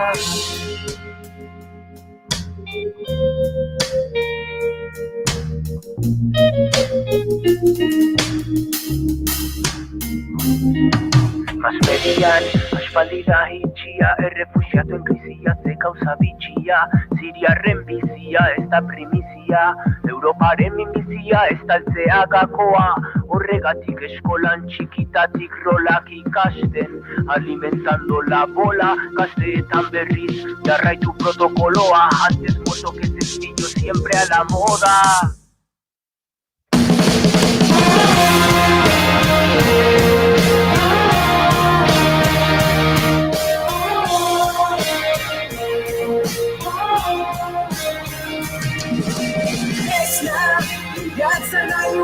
Kasenaren melodia, belarriaren desazte kontu buzke ferene, eguralderan matxua.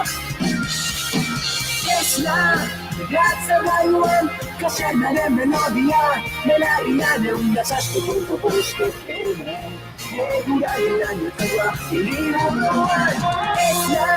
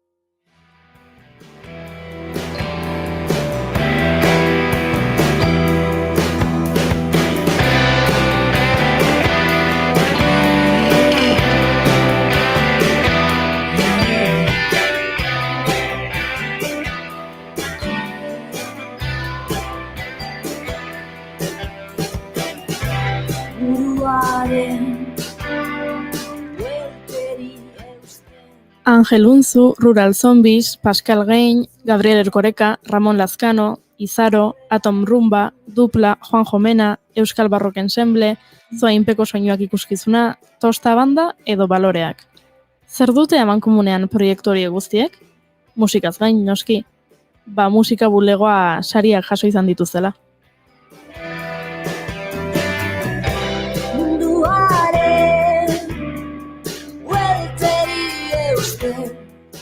Urteak dira, euskal musikaren eszenako hainbat eragilek musika sektorearen lana aitortzaren eta egokitzaren aldeko deialdia lehen aldiz egin zutenetik.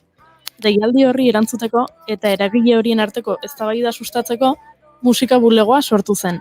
Eta musika bulegoak 2016 urtearen hasieran musika bulegoa sariak antolatzea erabaki zuen.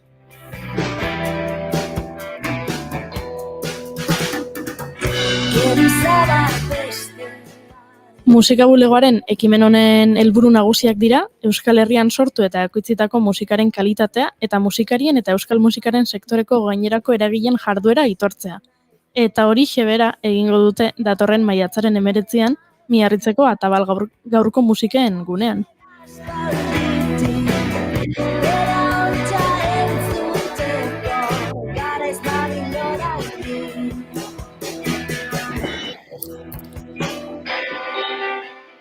Eta sari hauen inguruko sekretutxoren bat kontatzeko edo, Aitor Bengoetxea gonbidatu dugu gurera Euskal Herriko Musika Bulegoko presidentea. Ongi etorri, Aitor. Hau, paneskak, arratsaldeon. Arratsaldeon. Bueno, urduri, laizter dira, sariak?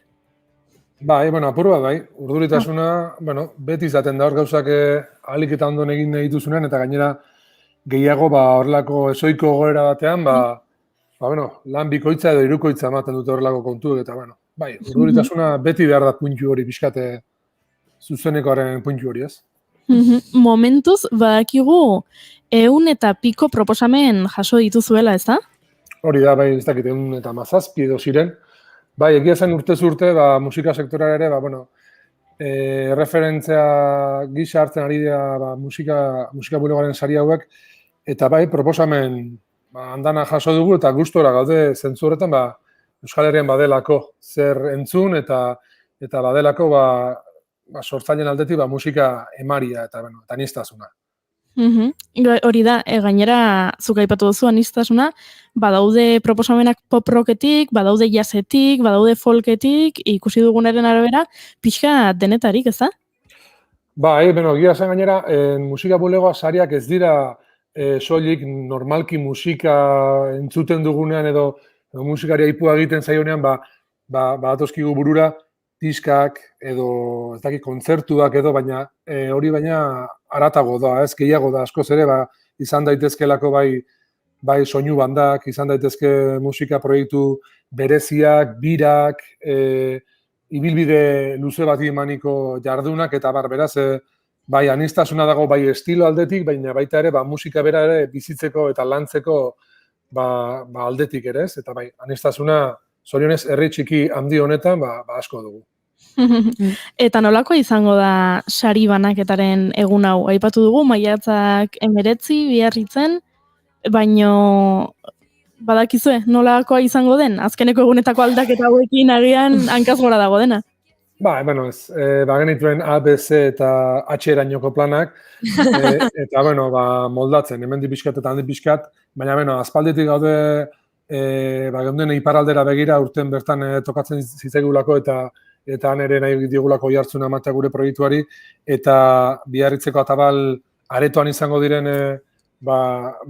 sari banaketa honi, eman diogu, ez dakit, zerbait nahasiaren itxura edo, hau da, batetik zuzenean edo, bertan emango dira sariak edo sariketa hori izango da, zuzeneko musikarekin, gonbidatu batzuekin, ez nahi adina, ez nahi bezala, baina nik uste zerbait txukuna izango dela, eta bestetik ere, streaming bitartez emango ditugu gure YouTubeko kanaletik, sariketa hauek, eta izango da erdi presentzial, erdi online formatuan. Bueno, normaltasun berria. Horrela bizia, erdi presentzial, erdi online. Hibridatuta gaudeia. Eta nola osatzen da epaimaia? Edo zintzuko?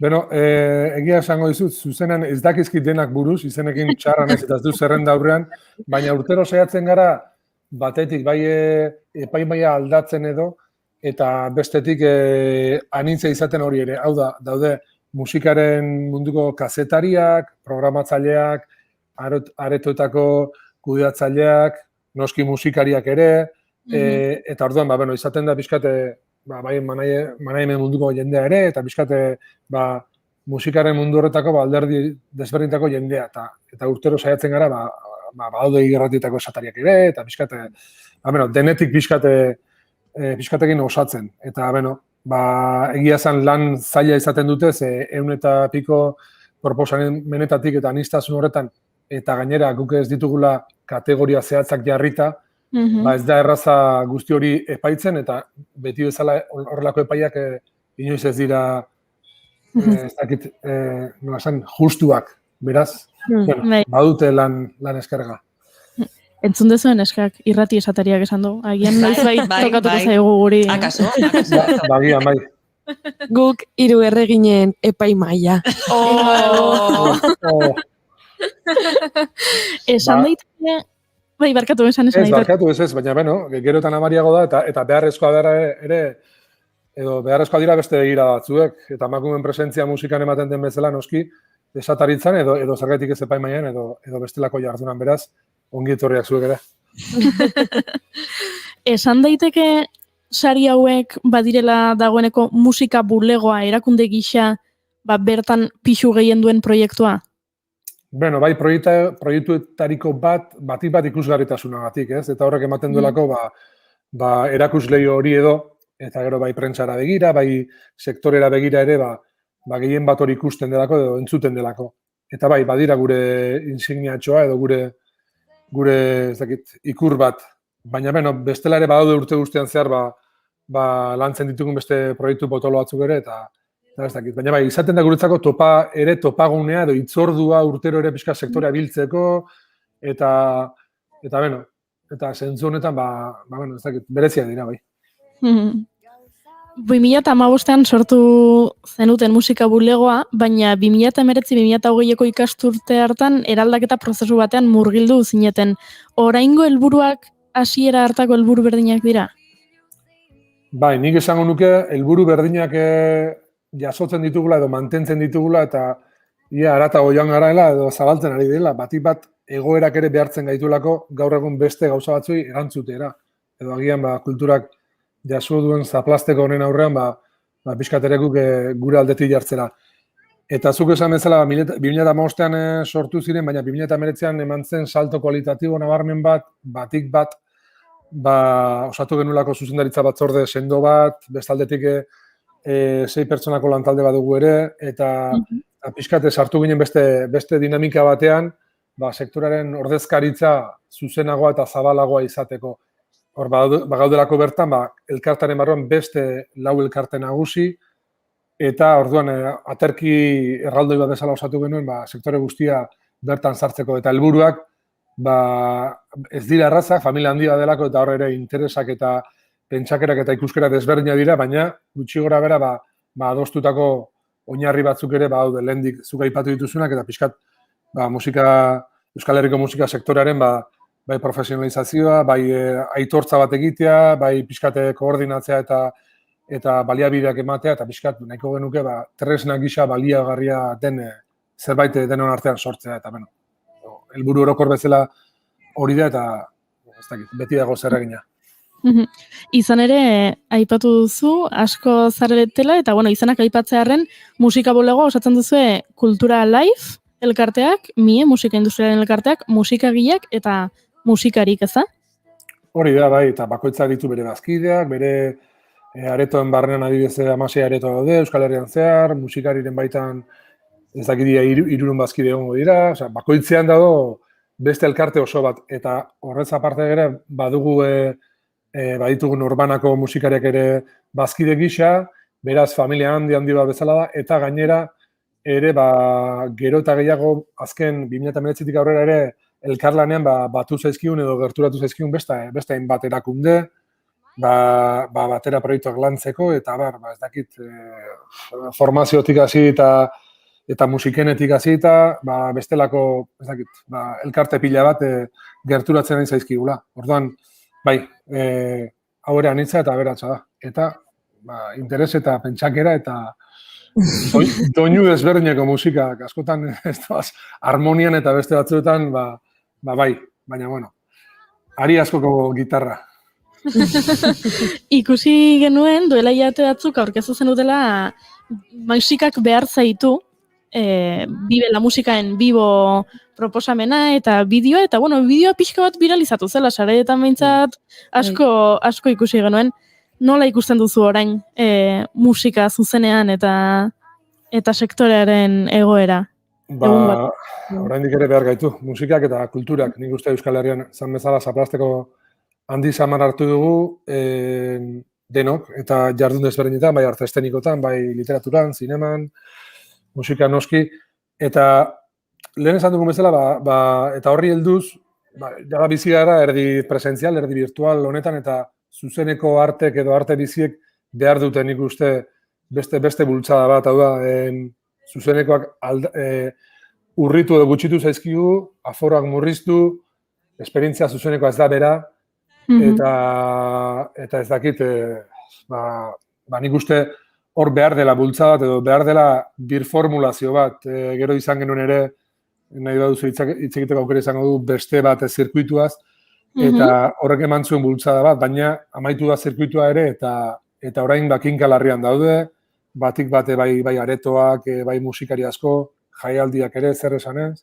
Beraz, denok nik uste sektore denetan birformulatu behar gara eta etxik gabe lehengo zenbait gauzatara bultatzeko, edo utziltzeko, eta horretan nik uste batera, inoiz baino gehiago batera egin beharreko zerbait dela, hau da, bai bai instituzioak eta administrazioak eta bai erakunde publiko zein pribatuek denon artean birrasmatu behar garela eta ez dago horreza, beraz, musikak gaur egun ere behar gaitu.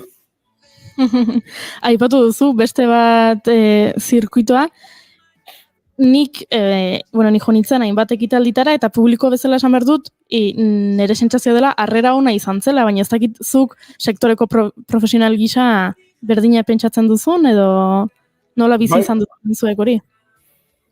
Bai, pertsonak eta luzatu gabe neuge azpeitean lan egiten du San Agustin Kulturgunean eta Soraso Antzokian, beraz, gertutik ezagutzen dute musikaren programazioa ere, aspalditik, eta geure esperientzia oso positiboa izan zen, eta nik uste orobar jaso ditugun erantzunengatik eta ondoren egin ditugun bai galdetegingatik eta harremanengatik, musika sektorearen aldetik oso ez dakit positibotzat edo hartu dela jarduna orobar.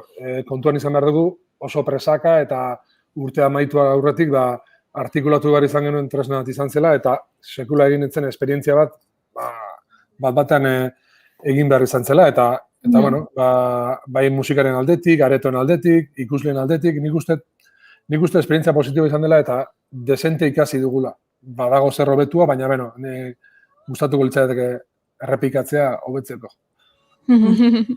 Eta guri baita, gustatuko litzateke errepikatzea, disfrutatzeko kulturaz. Sarietara itzuliz, ez dugu aipatu, baino saria, ordain sariaz gain, badago Fernando Mikelarena baserrik egindako, ez dakit, trofeo otxoa edo, esan dezakegu?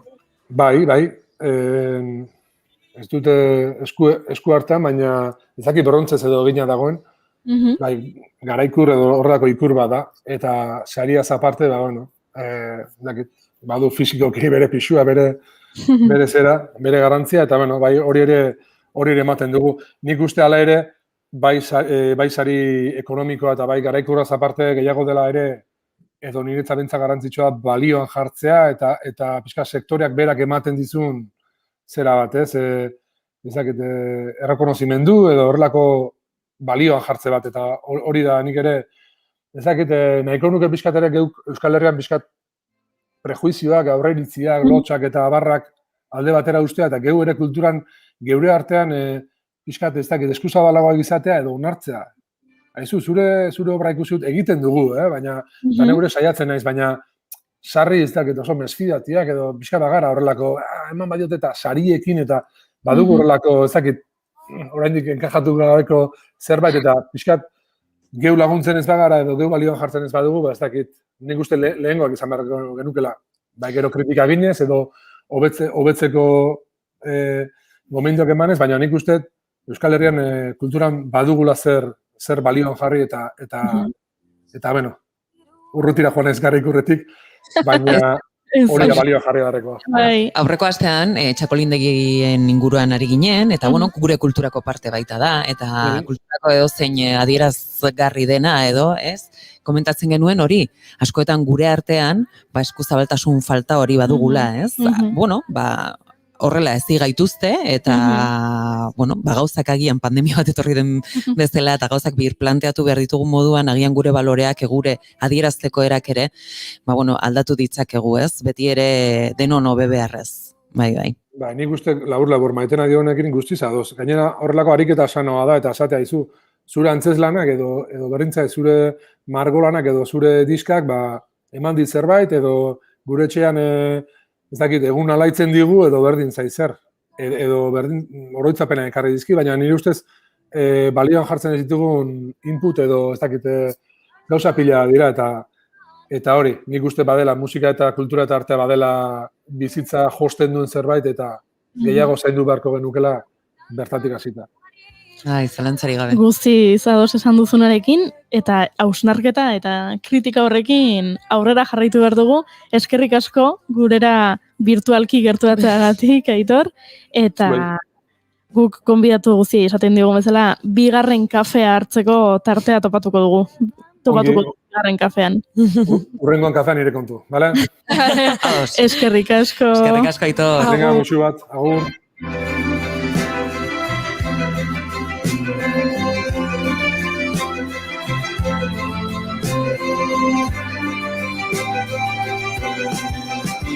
Dantzan, dantzan, musuen ondartzan, Notre Dameko plazan.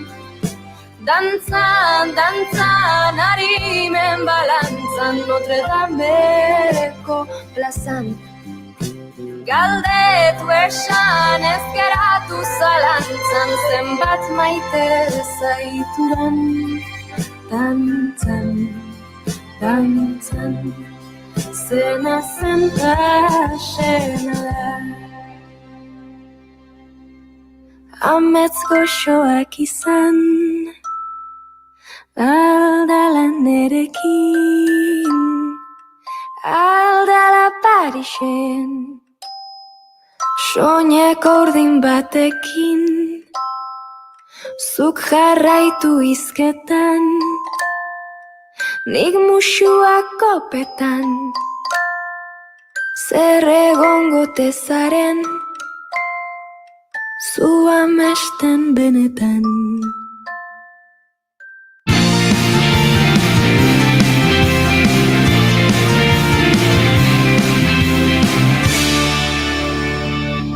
Emaiozu bigarren aukera bat egunari. Naiz irratian, bigarren kafea. Aizue, gauza bat esan behar dut. Ez dugu inoiz aipatzen, baina oraintxe entzun dugu Aitor Bengoetxearekin hitz egin aurretik kasernaren esna bestia, eta kasernakoak egon ziren bigarren kafeko elkarrizketa akustikoetan. Ba, gure sareetan jartzen ditugu bideoak. Ez dugu inoiz aipatzen, eta hori ere balioan jarri behar dugu. Etortzen diren artista guztien bideotxo bat, hemen 2 edo 3 edo 4 abesti kantatzen dizkigute, gero aukeratzen dugu bat, edo batzuetan beraiek aukeratzen dute zein, eta gure sareetan jartzen dugu abesti hori. Eta hortxe dauzkazue, adibidez, Instagramen abildua bigarren kafea gea, eta bertan daude, denboraldi honetan, bigarren kafeko elkarrizketa guztikoetara etorri diren artista guztien abestiak. Zuentzat, disfrutatzeko. Disfrutatzeko eta gero babesa emateko. Hau da, zuek sareetan ikusten badituzue, gogoko badituzue, badakizue, azaldu, erabateo bestea, azkenean artista horiek hortxe daude, entzuten, edo ikusten, edo irakurtzen, besteok jartzen dugun hori, eta oso motibagarria izan daiteke askotan, eta batez ere momentu honetan behar ditugulako relako animoak beraz partekatu, orduan eta jende gehiagok ezagutzen baditu, arrakasta gehiago izango dutelako, eta hortaz bizitzeko aukera. Hori da, eta orain entzungo dugun abestia, abeslari hau ez da etorri bigarren kafera. Etorriko da noiz baite. Ez, esan behar nun. Segun, nio horintxe pentsatu, Michael Jackson izatema da ezingo dut horri. A ber, entzun. Ez Michael Jackson, baino azalduko izuet. Abesti honen sortzailea ez da etorriko bigarren kafera, eta zuek esango duzu, karo, noski, eske, Barbadosekoa da, eta ez da horregatik. Zergatik? Neska hau, ez da etorriko bigarren kafera, Pleistozenotik ez zulako diskorik atera. Eta bigarren kafera etorri behar da diskoa besapean duzula. Eta Rihanna... Bero dagoela, ez? Bero dagoela, labetik atea berri. Eta Rihannari aztu zaio, bea musikaria zela, eta beste gauza asko egiten ari da. Adibidez... Fenty Beauty. Sujetadoreak. Eta kuleroak eta egiten ditu. Zu bat izuztea gustora egongo den emakume hau. Estresi gabe, sujetadore egiten. Si, ados nao, eta haizu, eta zeinen politiak egiten dituen kuleroak. Begiraz, nekin nikorik. Bai, baino... Rihanna, ez zaude gonbidatuta bigarren kafera. Oraingoz. Rihannarena etzan, please don't stop the music. Bai. Rihanna. A ver, koherentzia pixka bat, Rihanna. Bueno, etzan Rihannana. Rihannak bertxio egin zon. Rihannak hori da, barkatu.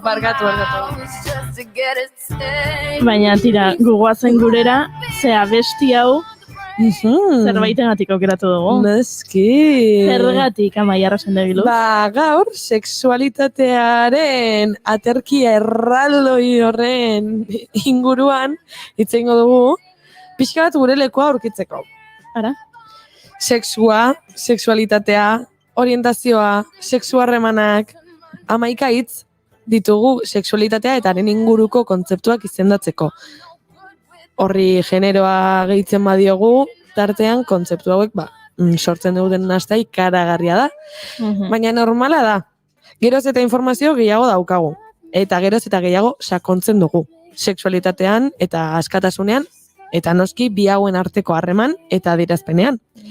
Baina ez gaituzte horrela ezi. Ez digute nahikoa informazioa eman. Txikitatik ez dugu jaso. Ez heziketa sexuala falta da. Izugarria. Bai. Eta gaztetan, nerabezarora sartzen zaren horretan. Sortzen den grina, sortzen diren galderak. Bizitzen dituzun esperientzia berriak. Hoiek ez ditugu inorrekin, elkarbanatzen, eta informazio okerra jasotzen dugu beste modu batean bilatzen dugulako. Eta, sexualitatea jaiotzen garenetik hiltzen garen arte gurea den zerbait da. Orduan, nola da posible hau? Gai hau tabua da oso. Batez ere, helduen entzat orokorrean. Izan ere, helduen entzat orokorrean, ze umeek naturaltasunez bizi dute eta moztu egiten diogu. Hori da, eta sozializazioa. Gu horrela ezi garen, gu, agian ni baino helduagoak diren pertsonak, agian ni baino gehiago, eta horrela oso gaztea zea badakigu. Gazte eta berde zara, bai, eta hemen isildu zaitezte zenina izarrena. Gure testuingurua horrelakoa denez, ez gaude eroso, testuinguru aurrerakoi batzuagotan. Eta orduan gazteek helduen gana jotzen ez dutenean, beraien arteko informazio trukaketa, interneten bilaketak egitea, esperimentazioa propioa probatzea, hori dakar. Eta hau ez da txarra, baina desinformazioak edo informazio faltsuak gazteek sexuaren inguruan ezjakintasuna eta gaizki ulertzeak izatea eragin dezake. You call my phone, no you just can't leave me alone, double tapping my pages. Balear Uharteetako unibertsitateak egindako ikerketa batean, pornografia berria kontzeptua erabiltzen dute internetaren erabilera eta erraztasunarekin zabaltzen eta ekoizten den pornografia izendatzeko. Honek, hainbat arrisku dakartza berarekin, izan ere honek zuzenean eragiten du sexu harremanen pertzepzioan, baina baita harreman interpertsonaletan eta noski genero botere harremanetan. Pornografia mota honen kontsumoak ez die gaztei bakarrik eragiten. Esan dugun bezala, hau bizitza guztiko gurekin daramagun hori da sexualitatea. Eta horrelako irudiak normalak edo jomuga pertsonalak izango balira bezala barneratzeak, heziketa falta adierazten du. Eta tamalez, gizartean asko gertatzen den gauza da. Ez bakarrik gazteengan, baizik eta denongan, ezik eta falta izugarria daukagu. Batez ere, ezik eta sexuala, sexualitatearen ingurukoa eta horrelakoak. Baina, beste arlo guztietan bezala, gauzak poliki-poliki aldatzen nahi dira. Eta aurrera pausoak egiten ari gara. Geroz eta heziketa gehiago dugu, eskoletan hasi dira, poliki-poliki, agendetan sartzen, heziketa sexuala, sexologia, sexu harremanen trataera, eta horrelako gaiak liburuetatik orain arte liburuetatik egon diren gai horiek. The morning, you can't get enough and you don't know why. Hala ere, kalean, lagun arteko elkarrizketetan, baina baita ere komunikabideetan edo liburuetan, kontzeptuekin nahasmen handia egoten da. Horregatik, gaur, oinarrizkoenak diren kontzeptuak argituko ditugu. Oinarria baita jakintza sendo bat eraikitzeko beharrezkoa den gutxienekoa. Baina goazen gauza batzuk argi ustea, gu ez gara sexologoak, ez gara adituak. Guk irakurri ditugu, hainbat gauza, guk jaso dugu heziketa eta gu hezi gara, eta gure esperientziak baditugu, eta ikasten ari gara. Hori da, eta ikasketa prozesua dau guztiontzat, denontzat. Baina gu ez gara sexuloak, ez gara adituak, argi geratu dadila mesedez. Baina gonbidatuko ditugu. Hori da, kontzeptuak esplikatuko izkigute beraiek argi eta garbi eta modu profesionalenean, eta beraien disiplinetatik. Gu gaur oinarrizko hiztegitxo bat, glosario bat egingo dugu, oso oinarrizkoa dana guretzat, baina agian beste jende askontzat batzuentzat ziuraski ez, nahi zenbat aldiz ez, jendearekin hasten zara hitz egiten, eta bat ematek, ez baino ez dakit, eta askotan ez da hitz egiten, norberake baita, sentitzen duelako bere burua, no esango nuke, hori ez, jankitasun horren poderioz, bixot mutututa bezala ez, eta egin behar duguna da, lasai hitz egin, esan ez dakit, irakurri, entzun, eta kasunetan iruditzen zait zoragarria. Bai. Hori da. Orduan, saietuko gara pixka bat kontzeptu hauen oinarrizko definizio bat ematen, edo bata bestearen gandik desberdintzen, edo. Hoi da. Eta gaur, puripurian dagoen gai bat da, izan ere, adibidez Naizen, egunkarian, iritzi artikulo bat argitaratu dute gure lagunek gaur, dutegu lankideek, Euskal Herriko feminista erradikalen elkartetik, translegearen inguruan eta badakit sareetan sortu dela horrelako eztabaida bat. Iritzi artikulo bada, eta horren arira baita hitzei buruzko, kontzeptuei buruzko galderak ere sortu dira sareetan. Beraz, Amaia? Bai, eta apuntetxo bat orain esan dezula hitzena,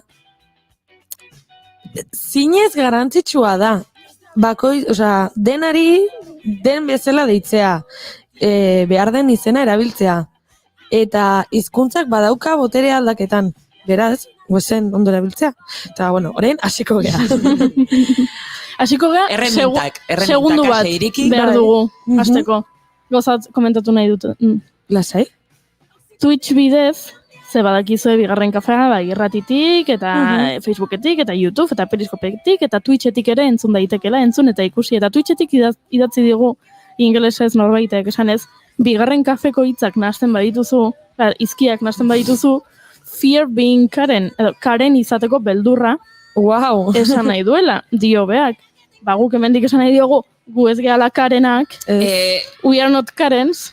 Beraz, ez gara, eta gainera, ez dakigu beldurra ematen digun bera izatea, ez dakigulako ze Karen dan.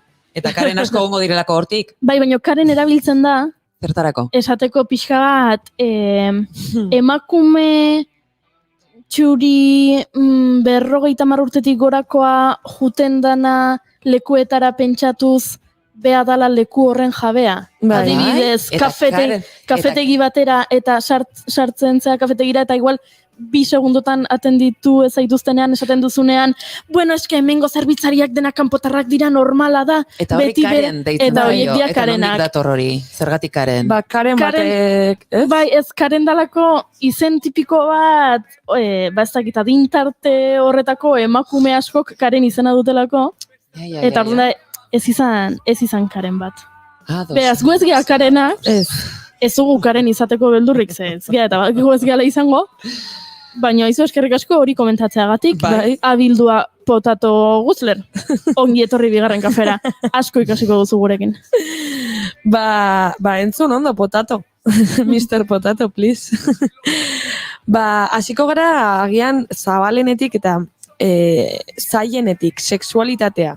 Sexualitatea esaten zaio sexu bakoitzaren bereizgarri diren ezaugarri anatomiko, fisiologiko, zein psikologikoek osatutako multzoari.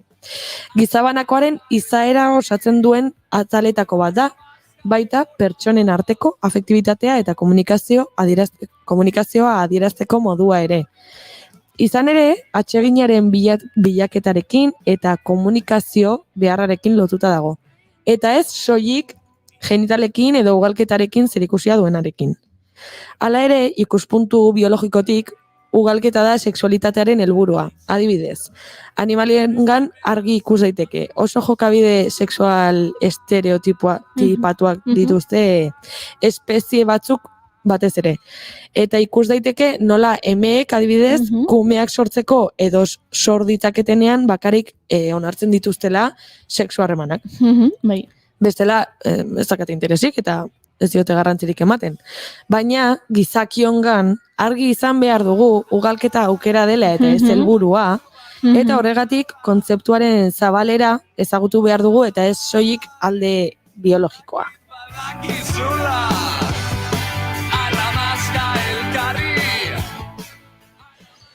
Ondoren daukagu sexu bizitza.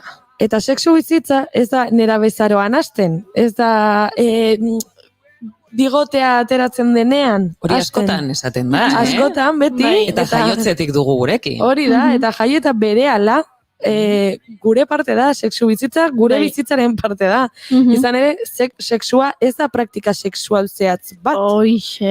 Ez da egiten duguna bakarrik, gure parte den zerbait da, eta sexu bizitza noski gure bizitzako atal bat da, bizitza profesionala den bezala. Eta honekin lotuta, sexu organoei lotutako jarduera ez da sexua. Eta ez da sexualitatea. Sexu organoei lotutako jarduera da, sexualitatearen barruan sartzen den zati bat.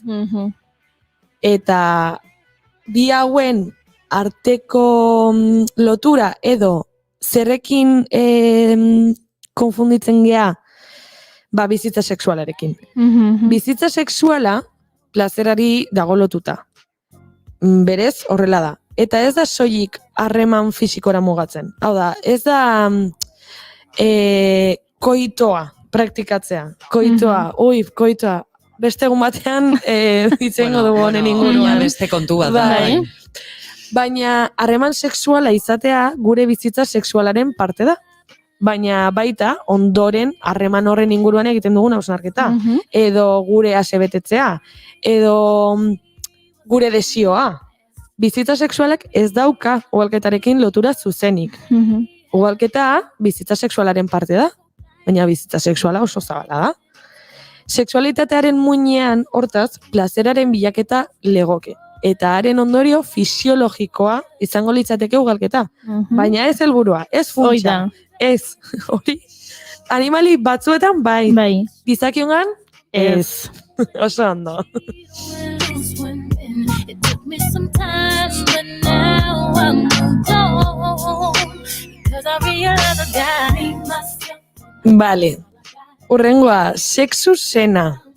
Sexu zena ez da zertan beti beste sexukoen gana jotzea izan beharrik. Zen hori, sexu berekoen ganakoa, norberen ganakoa, edota animalien ganakoa izan daiteke.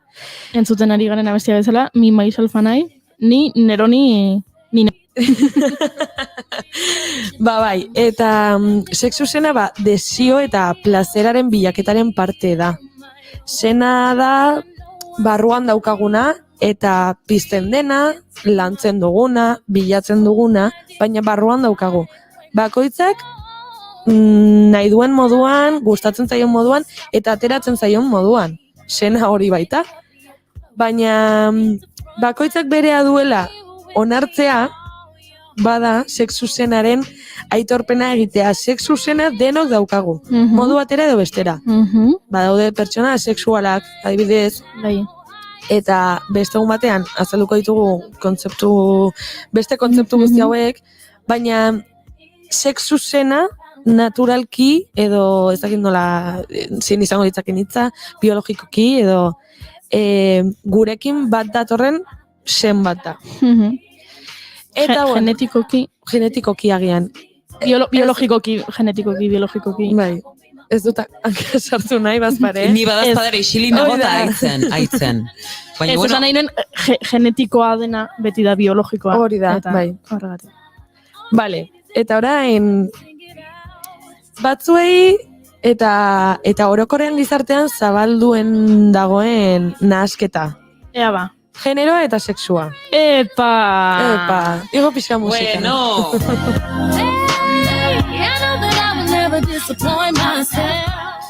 Nik uste nuen gaindituta geneukala. Ez.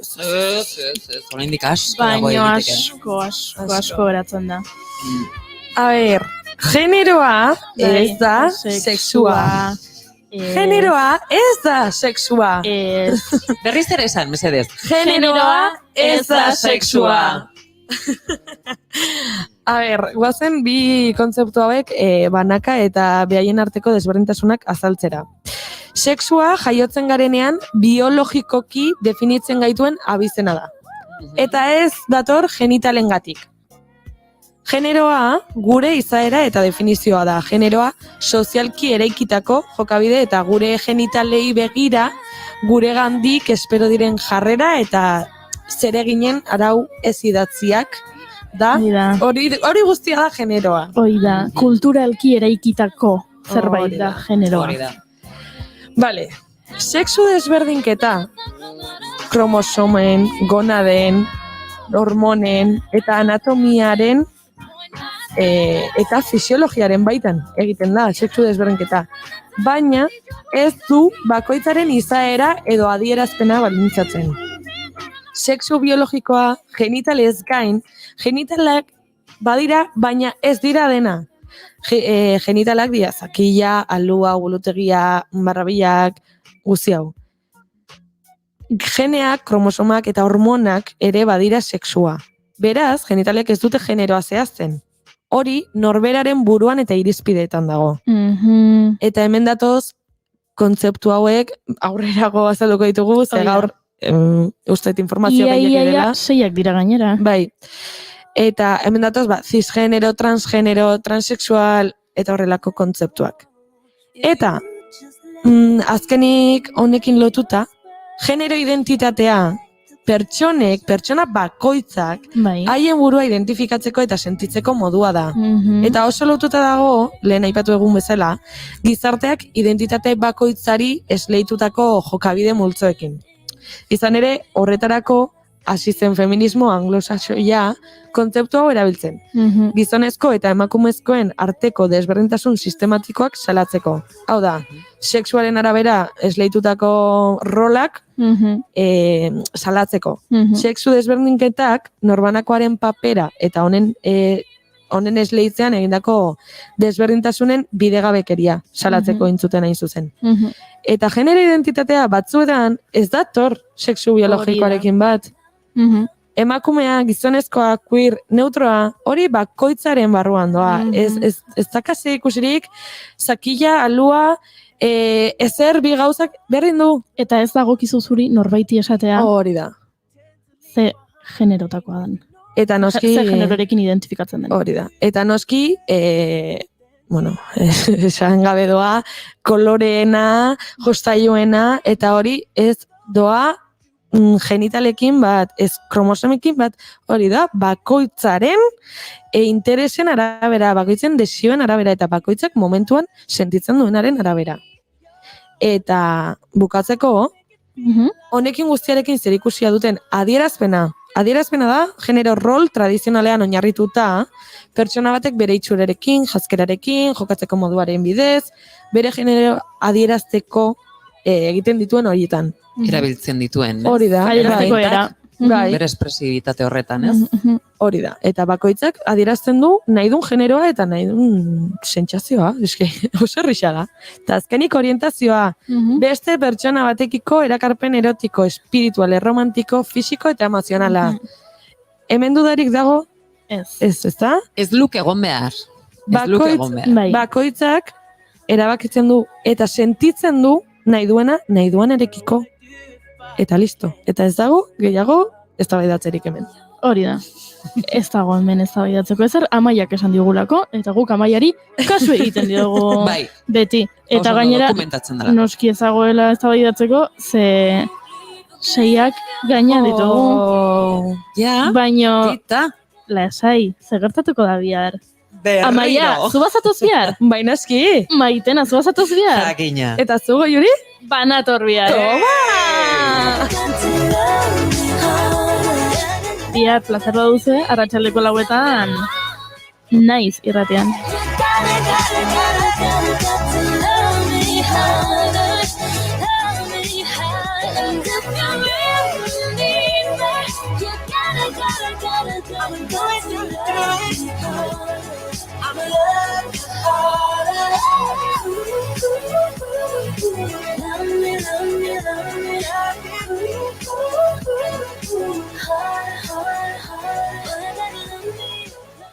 Agur. Eta agur Jon Liz, erreginak deitu gaitu oso. Agur.